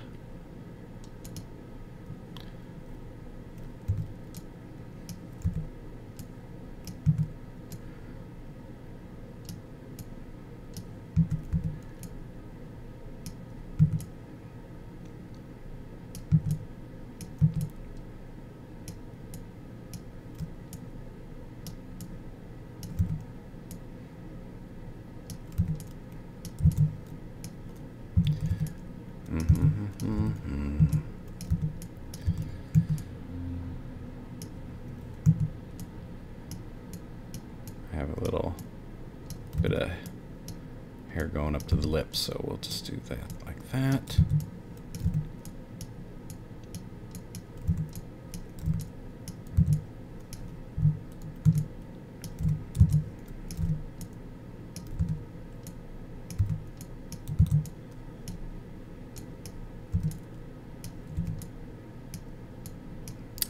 And I'm just adjusting.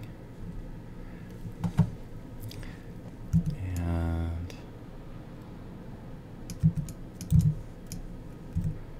I'm just extending it. Since it's masked out of the head anyway, I'm just pulling the rest out. But you can unmask this layer and then make the beards or other, you know. Actually, let's do that. Masking, don't mask this layer. Just because if you want long beards or something like that, you can do that. So we won't mask it. It'll be connected to the head layer still, but I'm going to try and match it up to the jawline, kind of, close as I can. And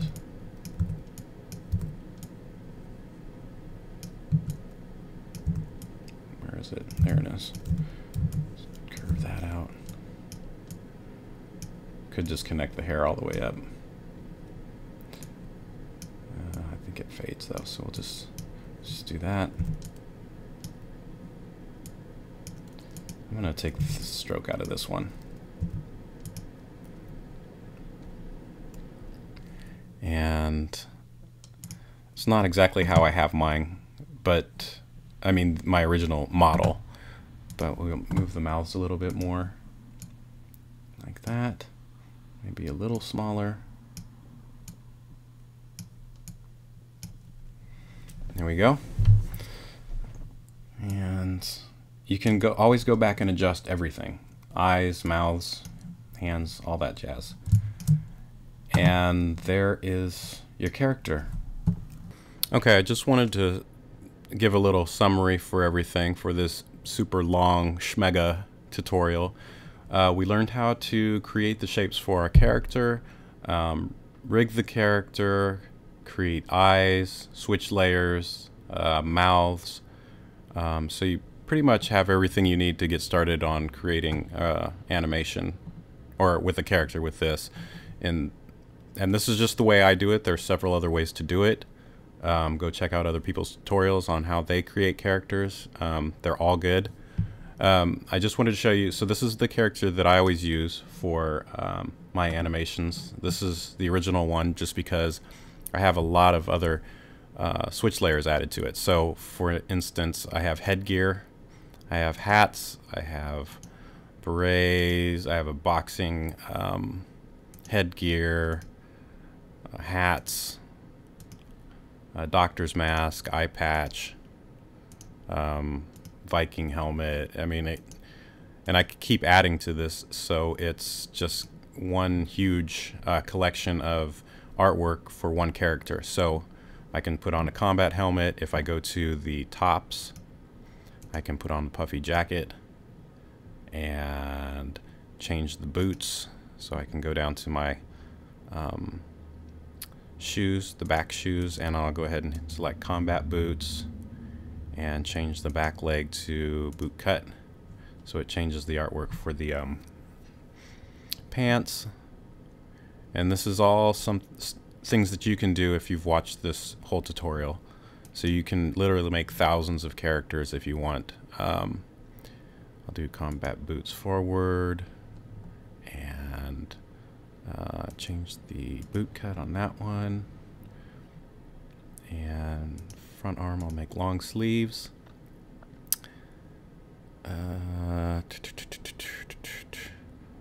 Front arm, back arm. And I can go into my styles and change the shirt color. I can actually just pick the helmet color, and then let's do helmet color on that. Change that and change the pants color. We'll take that off the helmet, I think. Oops. Like that. And so now we've got kind of a military uniform going on, and everything's already rigged, so you don't have to redo anything. I can even change the nose of the character and then the skin tone to make it a completely different person.